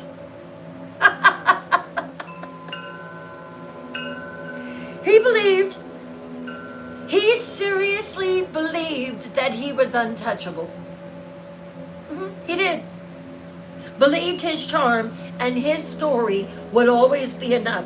Believed that he had gotten away with it completely. But let me just tell you, it was a fatal mistake. Put in the comments what you think about this stupid move.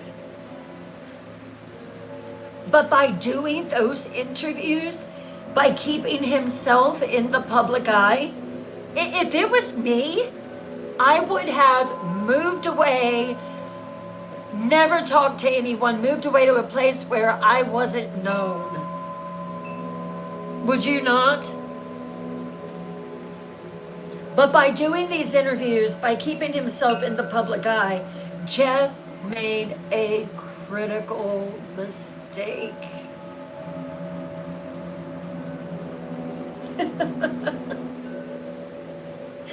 He reminded the Justice Department that the case existed. And he reminded Freddie Kassab that the fight wasn't over. 1974, the investigation reopens. The grand jury comes together. In 1974, 4 years after the murders, the Department of Justice decided to reopen the case. Not because they wanted to, but because Freddie Kassab had made so much noise and generated so much pressure that ignoring it became politically impossible. And one even said, he said he wanted to go to trial. Let's do it. A federal grand jury was convened. They would hear all the evidence again. The blood patterns, the pajama top, the stage scene, everything. And this time, there would be no military politics, no pressure to protect the reputation of a Green Beret, just the evidence. Jeff's lawyers tried to stop it. They told him it is just idiotic for you to want to do this. Argued that Jeff had already been cleared by the military. At this point, Jeff was shocked. He didn't want to get back into this. You know, he was just blowing hot air. He just wanted attention. They even tried to say that double jeopardy applied. It didn't. Military and civilian proceedings are completely separate. But the grand jury proceeded. A father's testimony. Freddie Kassab testified before the grand jury.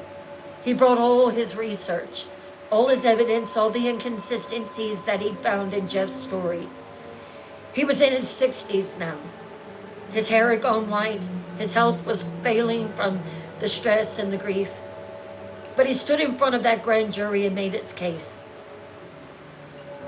His voice was clear. Jeffrey MacDonald murdered my daughter and my grandchildren. The evidence proves it beyond any doubt. And he's been living free, playing the victim, while my precious daughter and my grandbabies rot in the ground. I'm asking you, I'm begging you to do what the military wouldn't. Bring him to justice. The indictment. On January the 24th, 1975, nearly 5 years after the murders, the grand jury returned an indictment. Jeffrey MacDonald was charged with 3 counts of murder, 1 count of assault on his unborn son. Jeff was arrested in California, put in handcuffs, led away from his apartment by federal agents. For the first time since the murders, Jeffrey MacDonald was going to face real consequences. And Jeff's reaction to it? Outrage. Not grief, not fear, not the appropriate emotion for someone falsely accused. Outrage. Indignation. How dare they arrest him? How dare they put him through this again? He called a press conference, stood in front of cameras and declared his innocence, said that he was being wrongly persecuted, said the evidence would prove that he was right. And do you know what he did? He smiled. Actually smiled, like this was all just a performance, an inconvenience, something he'd overcome with his charm and his story. But here's where the justice system failed again. The trial didn't happen immediately. Jeff's lawyers filed motion after motion, delay after delay. They argued that the case was too old, evidence was contaminated, witness memories were faulty, Jeff's right to a speedy trial had been violated. And the court just kept granting delays. Do you want to know how long that this was delayed? 1 year? No. 2? No. 3 years. Jeffrey MacDonald remained free on bail. He continued working as a doctor at the hospital, continued living his life. When Freddie Kassab waited and aged and wondered if he'd die before seeing justice. And then in 1979, finally, the trial date was set. July 1979, federal court in North Carolina. Jeffrey MacDonald would finally face a jury of his peers, would finally have to answer for what he did on that rainy night in February 1970. 9 years. Freddie Kassab had waited 9 years for this moment. 9 years of letters and phone calls and investigation and pressure and refusing to let his daughter's murder and his grandchildren's murders be forgotten. 9 years of watching Jeffrey MacDonald live free while Colette, Kimberly, and Kristen lay dead. But finally, there would be a trial. The question now wasn't whether the evidence proved Jeff's guilt. The evidence had always proven it. The question was, would a jury believe it? Would Jeffrey MacDonald's charm and his story and his performance of innocence be enough to convince 12 people to let him walk free again? That was the question.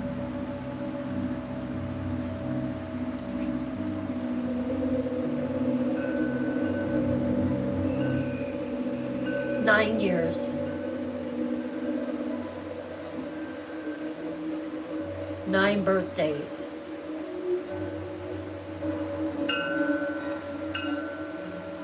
9 Christmases, 9 Thanksgivings, 9 years without his daughter and his grandkids. Think about that. And then think about it from this monster. 9 years of freedom. 9 years of dating and working and living while his victims rotted in the ground. His own children. His wife. That's dark. But the trial was coming. And Freddie Kassab would make sure that every piece of evidence, every inconsistency, every lie was exposed. Because he'd made a promise to his daughter and to his grandchildren. I promise you, Colette. I promise you, Kristen. I promise you, Kimberly. I promise you, my little grandson. I will make Jeffrey MacDonald pay. I will.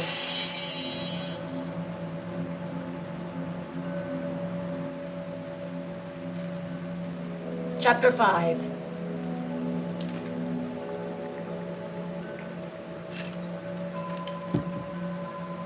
The trial.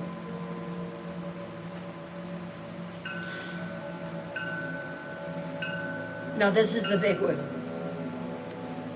July the 16th, 1979, the trial begins. The courtroom in Raleigh, North Carolina was packed. I remember my mother watching this trial on TV. Did you watch it? Did your parents watch it? Let me know in the comments. Media from across the country, spectators who followed the case for years, Freddie and Mildred Kassab sitting in the front row, holding hands, waiting for justice, and Jeffrey MacDonald sitting at the defense table, looking confident, handsome in his suit, calm, like he had nothing to worry about. The jury was selected carefully, 6 men, 6 women. They'd been screened to make sure they hadn't followed the case too closely, hadn't formed strong opinions. They were supposed to come in fresh and unbiased.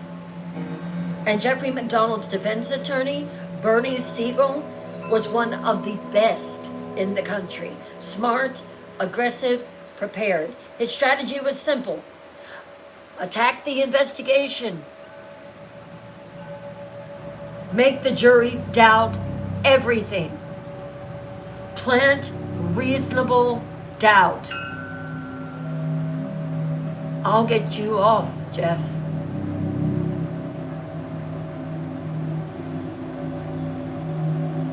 The state's case. The prosecutor, James Blackburn, stood up to give his opening statement, and he laid it out carefully, methodically. The evidence will show that on February the 17th, 1970, Jeffrey MacDonald murdered his wife and 2 daughters. Not intruders, not hippies, him. And then he staged a scene to make it look like someone else did it. Blackburn walked through the jury, through the evidence. The blood patterns that proved Colette had been in Kristen's room before she died. Something Jeff never mentioned in his story. The blue pajama top with 48 holes that matched Colette's wounds, proving that it was on top of her when she was viciously poked, not wrapped around Jeff during the fight. That didn't even make sense to me from the beginning. The fiber evidence, the blue fibers from Jeff's pajamas top found under Colette's body, on the murder weapons, and in all the bedrooms. The staged living room that showed minimal disturbance despite Jeff's claims of a violent fight with 4 attackers. Keep that in mind. Jeff's minor injuries compared to his family's brutal deaths. The complete lack of any evidence of intruders, no fingerprints, not one muddy footprint, and it was raining outside. No foreign fibers, nothing. It was damning. Absolutely 100% damning. But Bernie Segal, Jeff's attorney, had a different story to tell. Here was their strategy. So Segal stood up and his message was clear. The military had botched this investigation from the start. First thing that he attacked was the crime scene processing. Said the MPs had trampled through the apartment, contaminated evidence, failed to properly secure the scene. Now, he was right about some of this. The initial response had been messy. He talked about Helena Stokely, the blonde woman who'd told people that she might have been there. I don't know why she said that. He promised to bring witnesses who'd heard her confess to that. And he talked about Jeffrey MacDonald. Oh, he painted him in a lovely way. War hero, doctor, loving father, a man who'd lost everything and was now being persecuted by a justice system looking for nothing more than a scapegoat. Segal was good, really good. He planned it out. He made the jury wonder if maybe the evidence was as solid as it seemed. Witnesses for the prosecution. The prosecution called witness after witness. The MPs who responded told the jury about finding Jeff standing in the hallway, weirdly calm, not crying, not devastated, about the crime scene that didn't match his story. God, how do you stand there and act normal when your family is dead? Not just your wife, your children, your 5-year-old, your 2-year-old. How do you stand there and act like nothing's wrong? That has to be a black soul, right?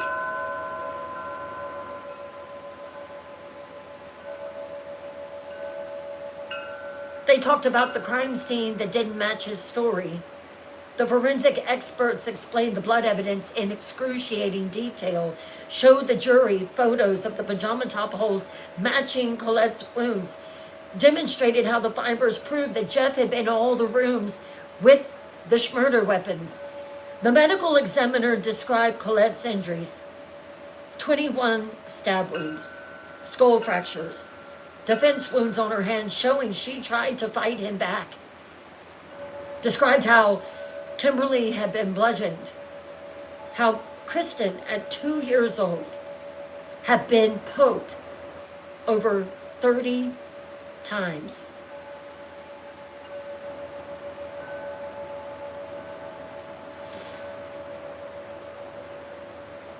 The jury saw crime scene photos of Colette's broken body, of Kimberly tucked into bed, unalived, of baby Kristen in her crib, covered in blood. Some jury members cried, some looked away, but they all saw it. The brutality, the rage, the complete destruction of this family. And through it all, Jeffrey MacDonald sat at the defense table looking annoyed, not heartbroken, not traumatized by seeing photos of his dead family. He acted like it didn't even faze him.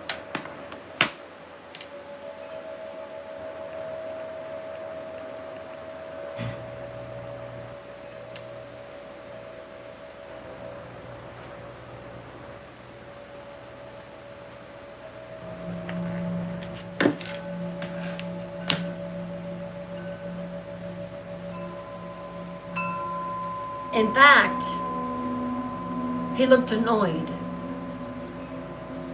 like this was all a waste of his time.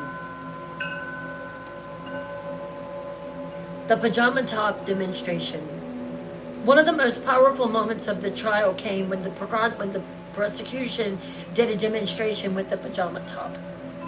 They brought in a mannequin the same size as Colette, placed it on the floor in the position that Colette's body had been found.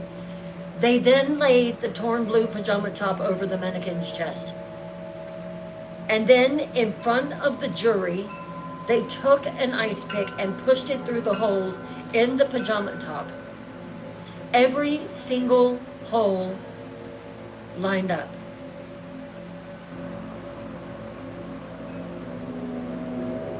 I would hope to God that that did not hit that baby. The prosecutor said there's no way to explain this away. The pajama top had been on top of Colette's body when she was unalived, not wrapped around Jeff's arms, not torn during a fight. Someone had placed it over her body and then poked her through it. The jury watched in silence, and you could see it on their faces the moment the evidence clicked, the moment that they understood. And then Assas gets up and takes the stand. On August the 23rd, 1979, Jeffrey MacDonald testified in his own defense. Now this was risky because it meant he'd face cross-examination, face tough questions he'd have to answer under oath. But Jeff was confident. He'd been telling this same story for 9 years. He believed in his own performance. Good for you, Jeff. Under questioning from his own attorney, Jeff told his story again. Jeff, tell us what happened that night.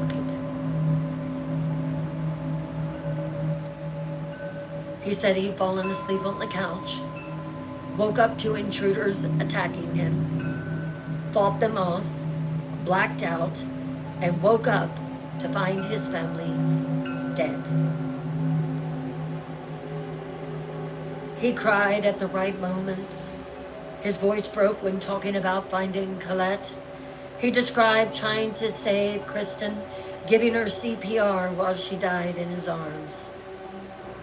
How thoughtful of you, Jeff. It was a good performance. Some jury members even looked sympathetic. But then came cross-examination. The prosecutor destroyed Jeff MacDonald. I mean, ripped him apart. Prosecutor Brian Murtaugh handled the cross-examination, and he was surgical, precise, and devastating. He started with small inconsistencies. So, Dr. MacDonald, you said that the woman had long blonde hair, right? Yes. But you also said that the room was dark. So, Dr. MacDonald, let me ask you this. How could you see her hair color clearly? Jeff responded, well, there was a light from the hallway. Well, let me take this just a little bit further. You also said that she was wearing a floppy hat. How could you see her hair if she was wearing a floppy hat, doctor?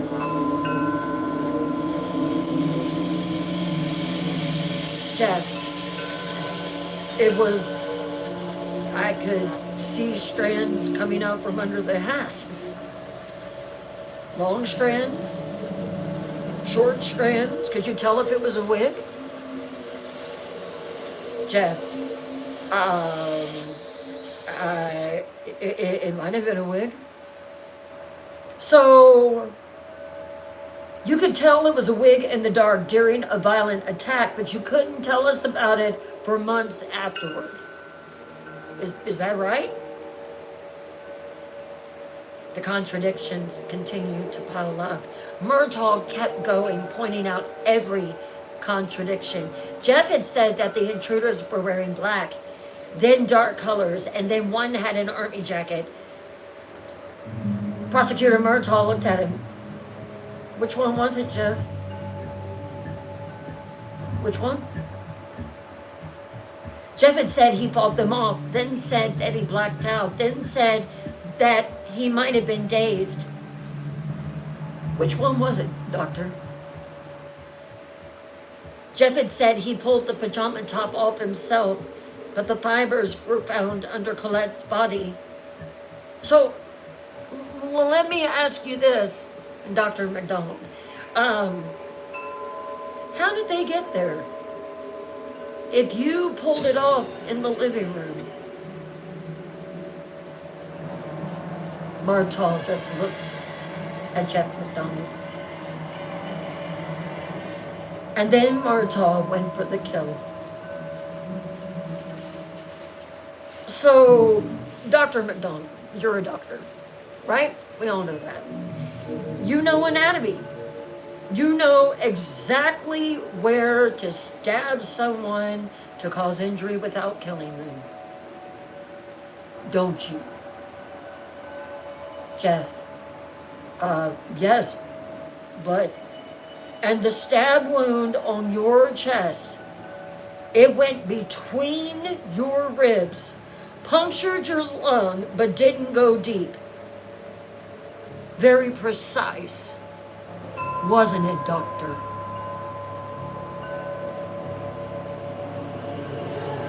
I didn't stab myself. Prosecutor Murtaugh was getting exactly what he wanted out of Jeff McDonald.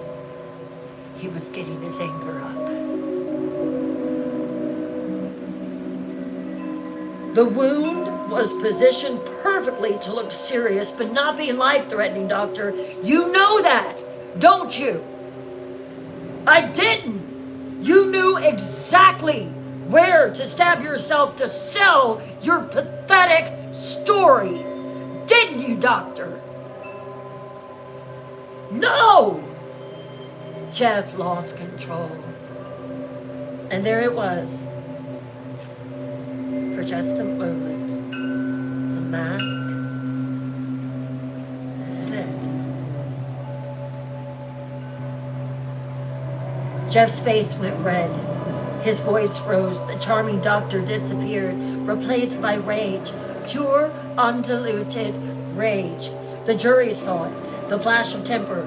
That loss of control, which was what Prosecutor Murtaugh wanted. And in that moment, they can imagine him losing control on that fateful rainy night in February 1970. Could imagine him in a rage, unaliving his family, his wife, his daughters. Helena Stokely takes the stand. This was the defense's last attempt. The defense called Helena Stokely, but the blonde woman, the Hail Mary, their proof that intruders did indeed exist. Helena took the stand. She was in her 30s now, but looked way older. Years of drug abuse had taken their toll. She was nervous, shaking, barely coherent. And under oath, she said, I don't remember being there. I have no memory of that night. Uh-oh.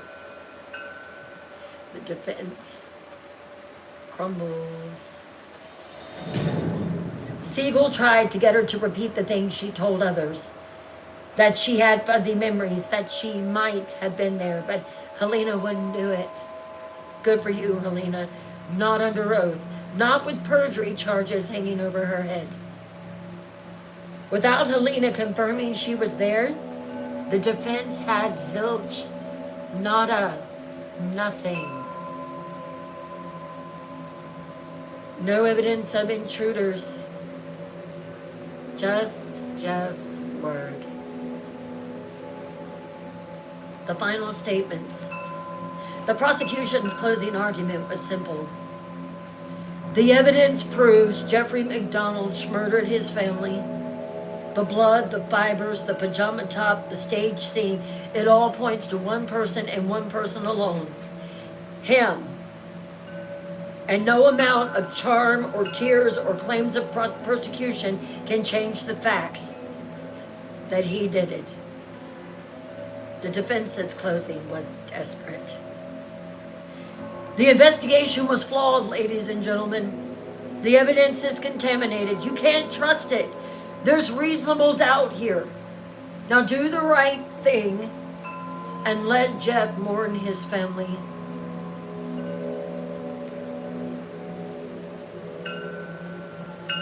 The jury deliberates. On August the 29th, 1979, the jury got the case. They deliberated for 6.5 hours. And at 4:04 p.m., they returned with the verdict. The judge asked the foreperson, "Has the jury reached a verdict?" "We have, Your Honor." "What say you?" On the count of second-degree murder in the death of Colette MacDonald, guilty. Freddie Kassab grabbed his wife's hand. Finally, she began to sob. On the count of second-degree murder in the death of Kimberly MacDonald, guilty. Freddie began to cry. Her granddaughter, her sweet Kimberly. On the count of first-degree murder in the death of Kristen MacDonald, guilty.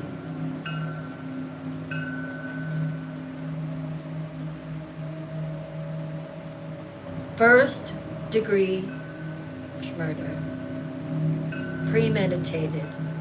The jury believed that Jeff had deliberately, intentionally murdered his 2-year-old daughter.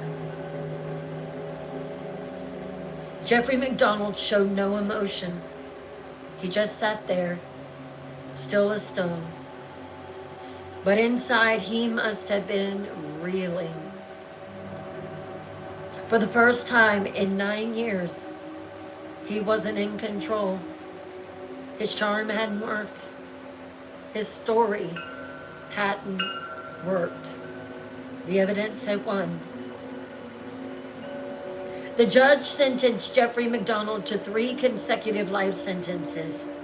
He would die in prison, would never be free again, would spend the rest of his life behind bars for what he did to Colette, Kimberly, and Kristen.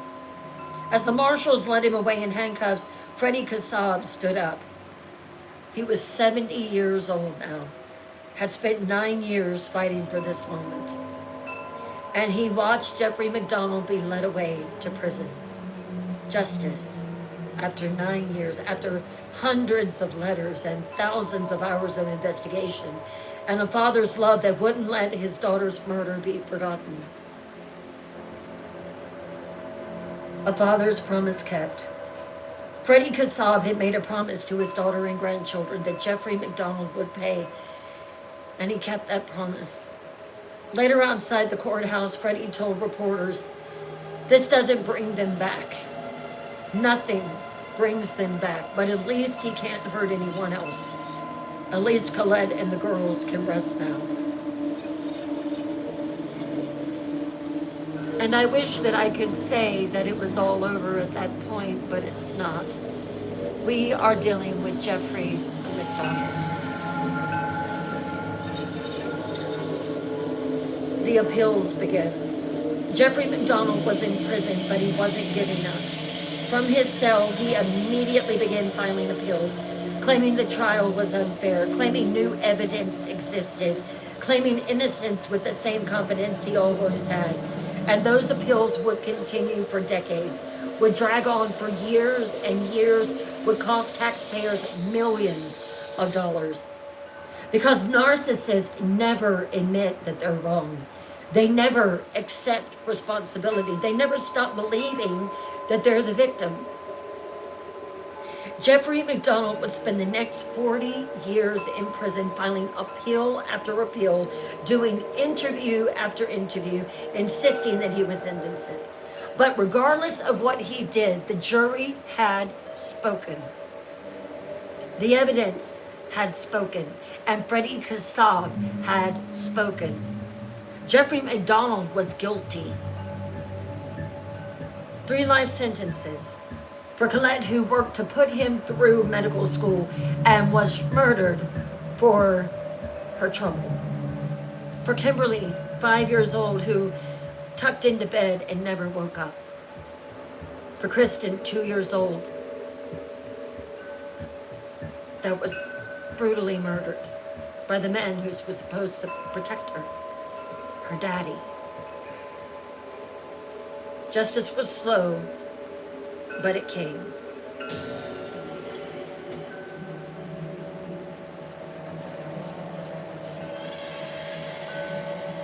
Chapter 6, Prison Appeals and the Book That Betrayed Him.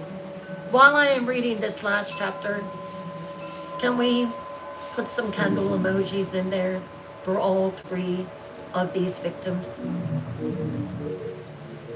Jeffrey MacDonald entered federal prison in 1979. He was 36 years old, and he was absolutely convinced that he would be out soon. The appeals would work, he said. The evidence would be overturned. Some technicalities, some legal loophole, some brilliant attorney would get him released. He just had to wait it out. He's been waiting over 40 years. Jeffrey MacDonald is still in prison. Here's the thing about narcissists, and this chapter is really the one that blew my mind. They adapt. They survive. They find new audiences, new people to manipulate, new ways to be the center of attention. And Jeff did this brilliantly in prison. He became the charming inmate, the educated doctor who didn't belong there, the wrongly convicted man who helped other prisoners with their legal appeals, who worked in the prison hospital, who was polite to guards and friendly to fellow inmates. People liked him. Guards would talk about how he was one of the good ones, how he was different from the other murderers, how maybe, just maybe, he really was innocent. That's how good he was at the performance. But every so often the mask would slip. A guard would deny him something and Jeff would explode in rage. An inmate would challenge him and Jeff would threaten violence. Someone would question his story and Jeff would turn cold, calculating, and vicious. The monster was still there, just hidden better. Now this is the part that gets me.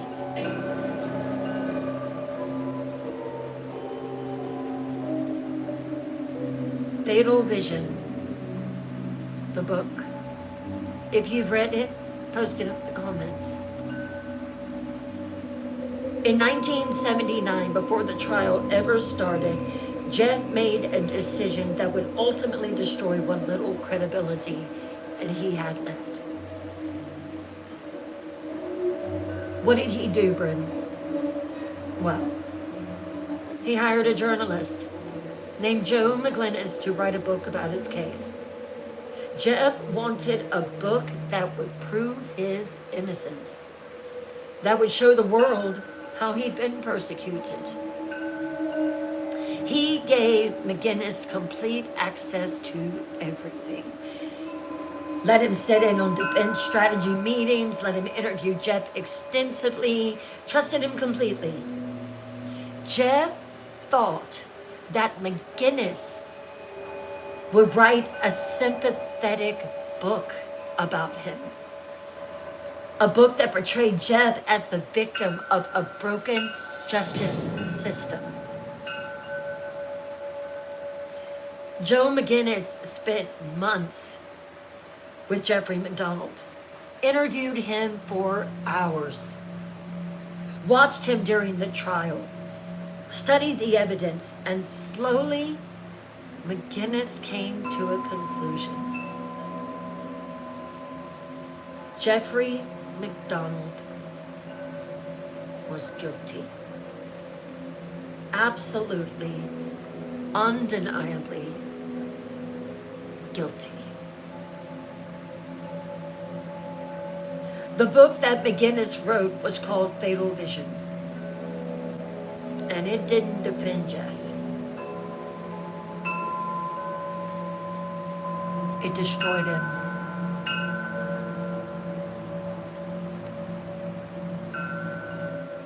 McGinniss laid out all the evidence in excruciating detail, but more than that, he included his personal observations of Jeff. I've got to read this book. Jeff's narcissism, his lack of genuine emotion about his family, his obsession with his own image. He said he saw it firsthand. The way he'd manipulate people around him.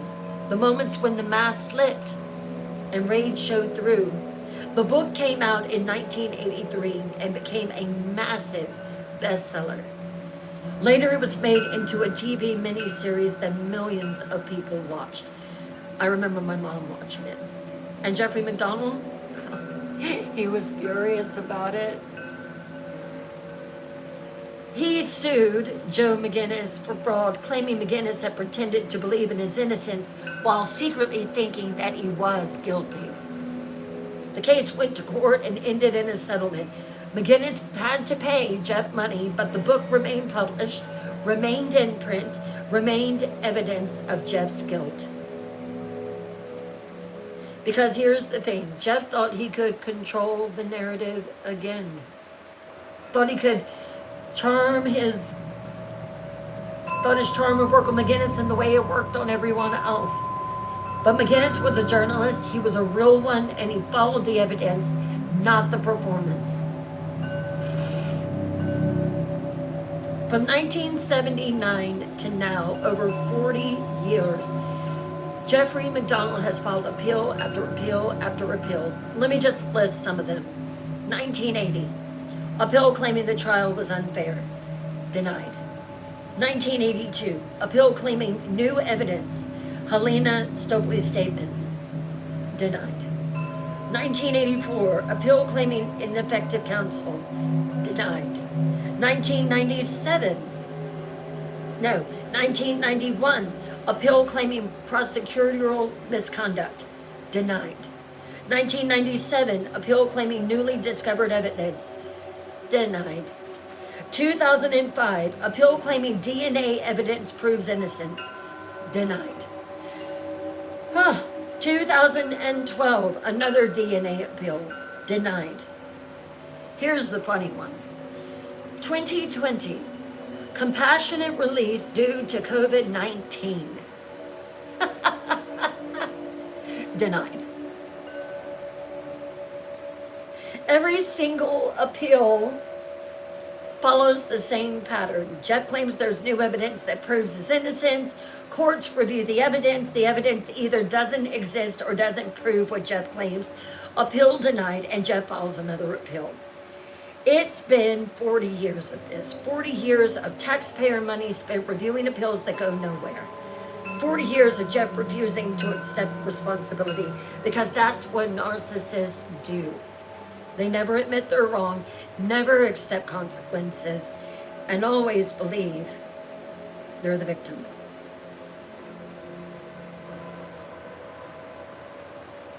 Now, the DNA that proved nothing.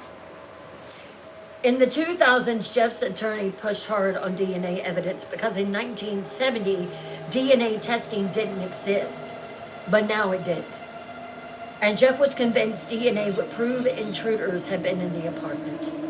The courts allowed testing on some evidence, and here's what they found. DNA from several people on various items, but none of it was conclusive. Some unknown profiles that couldn't be identified. Jeff's team claimed that this proved intruders existed. See? Unknown DNA. That proves that people were there. But prosecutors pointed out the crime scene was contaminated from day one. MPs had walked through. Paramedics had been there. Hospital staff had handled Jeff's clothes. The evidence had been stored for decades in conditions that weren't ideal. Finding unknown DNA proved nothing except that the 1970 crime scene processing wasn't perfect, which everyone already knew. The DNA didn't exonerate Jeff. It just muddied the waters, which is exactly what he wanted. Here's something so disturbing. Jeffrey MacDonald has supporters, and a lot of them. People who genuinely believe that he is innocent. Some are conspiracy theorists who think the government framed him. Some are people who knew him before the murders and just cannot reconcile themselves to believe that the charming man they knew is the one who did that. Some are just contrarians who enjoy going against the mainstream narrative. They run websites, write books, create podcasts, claiming that Jeff is innocent. They dissect every piece of evidence, looking for alternative explanations. They attack Freddie Kassab, call him obsessed, and they defend Jeff relentlessly. And you know why it works? Why people believe? Because Jeff is charming, because he's educated and articulate, because he looks like a good guy, because he's handsome and well-spoken and a doctor and a veteran. We have trouble believing that people who look like him, talk like him, present like him can be monsters. Nothing could be further from the truth. But that's exactly what makes him dangerous. The monster doesn't always look like a monster. Sometimes it looks like the all-American hero. He's still playing the victim. Over the decades, Jeff has done multiple interviews from prison, TV interviews, podcast interviews, documentary interviews, and in every single one of them, he's the same. Claims he's innocent, says the evidence was misinterpreted, insists that there were intruders, talks about how he's been persecuted, and plays the victim. He has never once talked about Colette with genuine love. He never talks about missing his daughters in a way that sounds real. It's always about him, his suffering, his injustice, his persecution. In one interview, the journalist asked, "Do you think about Colette, Jeff?" And Jeff's response, "Of course, every day. She was my wife. We had a good life together." Past tense, clinical, like talking about a car that he used to own. No tears, no genuine emotion, just words that sounded right but felt empty. So, where is this narcissist monster now? Still in prison, still alive. Jeffrey MacDonald is currently incarcerated at a federal prison in Maryland. He's in his 80s now. His health is failing. Decades in prison will do that. In 2020, he filed for compassionate release because of COVID-19, claiming he was at high risk due to his age and health conditions. The court denied it, said the nature and circumstances of the offenses weigh heavily against release. MacDonald has shown no remorse and continues to maintain his innocence despite overwhelming evidence of guilt. Even now, even in his 80s, even after over 40 years in prison, Jeffrey MacDonald maintained his innocence.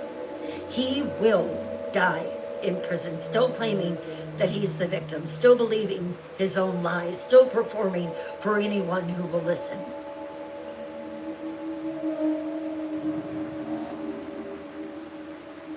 The man who wouldn't give up. Freddie Kassab died in 1994. He was 73 years old.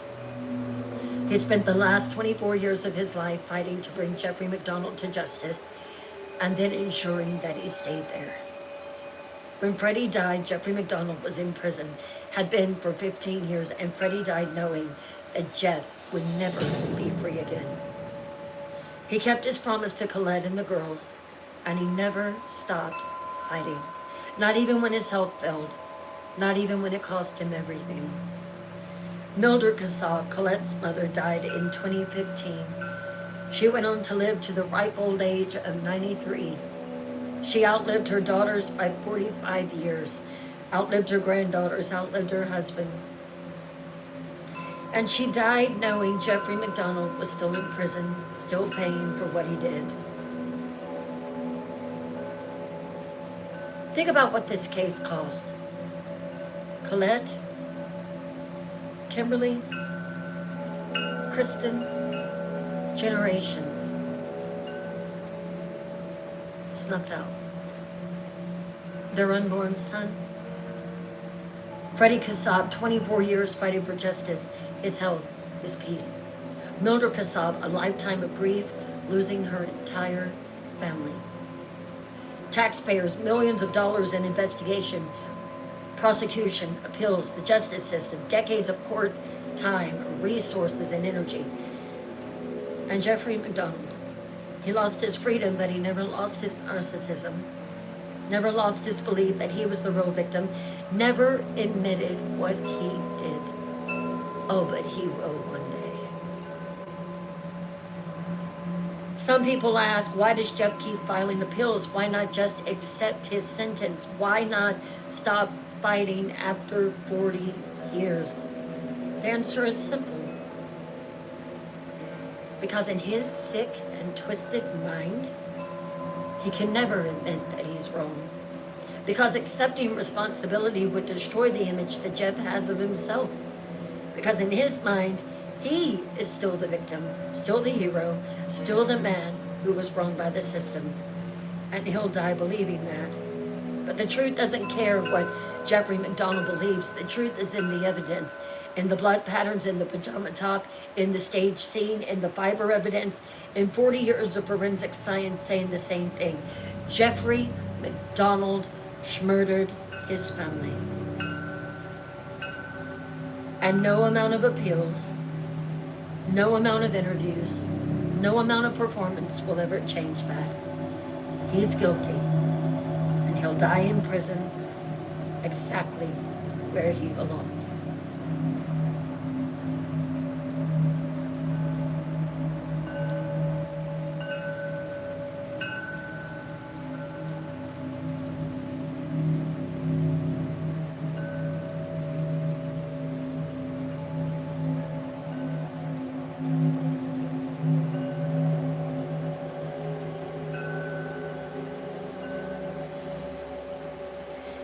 And that is the story of Jeffrey MacDonald.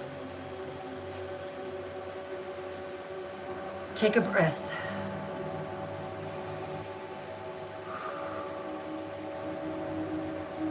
Look around you. We've been in some dark places together over the last hours. We've walked through blood-soaked crime scenes. We've listened to a monster lie for 50 years. We've watched a father fight for justice with his family rotted in the ground.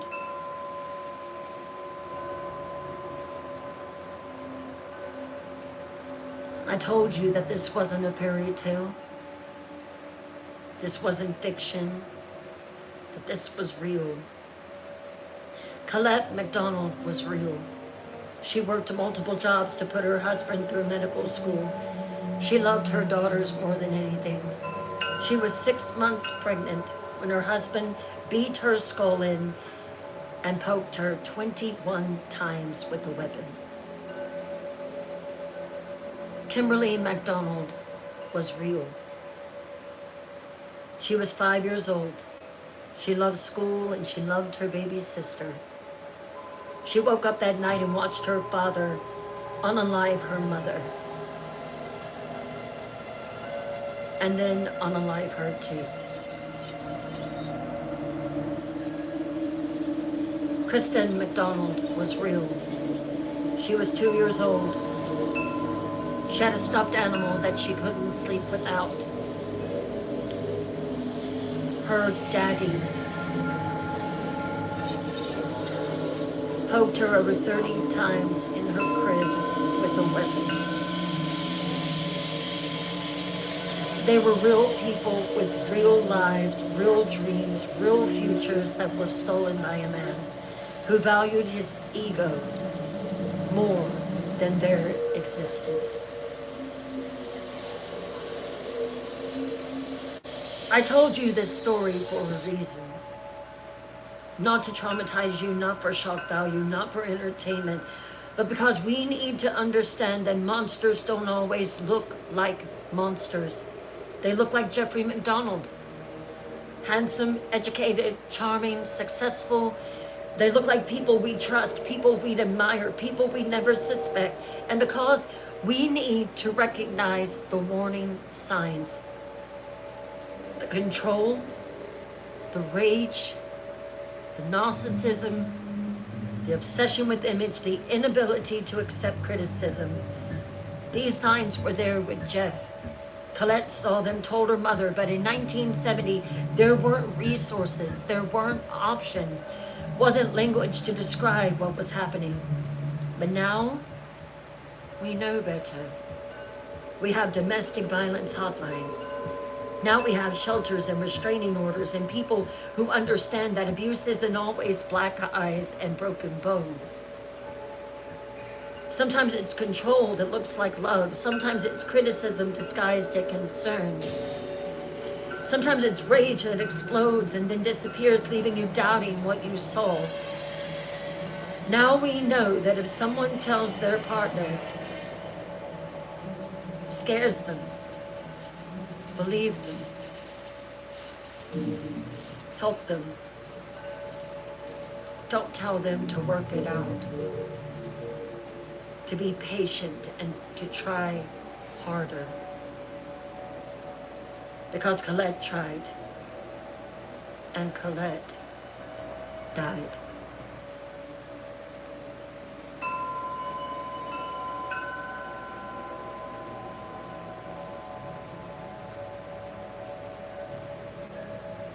So tonight, before you sleep,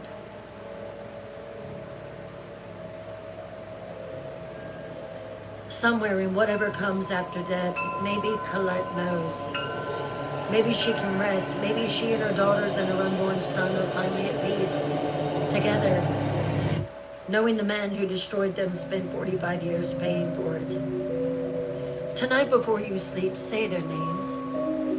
Colette, Kimberly, Kristen, the baby boy who never got a name. Remember them not as victims, but as people. As a mother who worked hard, as a 5-year-old who loved school, as a 2-year-old with a stuffed animal, as a baby who never got to take a breath. They mattered, and they matter still.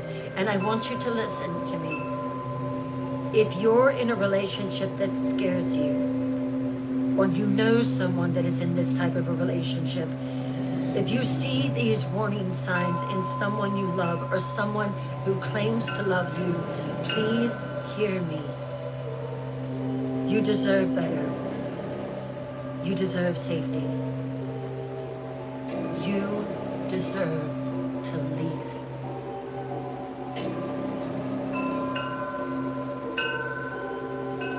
There are people who will help, numbers you can call, places you can go. You don't have to stay. You don't have to become another Colette. And your children do not have to become another Kimberly or a Kristen or an unborn child. Please, choose yourself. Choose life. Choose freedom. Thank you for walking through this darkness with me tonight, for listening to this story, and for by honoring these victims by knowing their truth. The monsters are real, but so is justice, so is courage, so is the refusal to let evil win. Lock your doors tonight. Hold your loved ones close. And remember, sometimes the monsters isn't outside trying to get in. Sometimes the monster is already inside.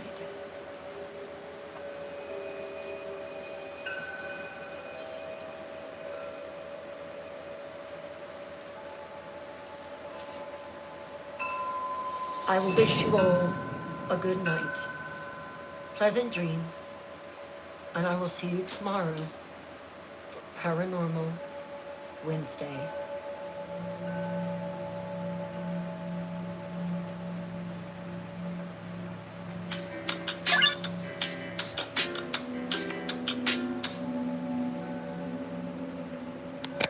Good night, all.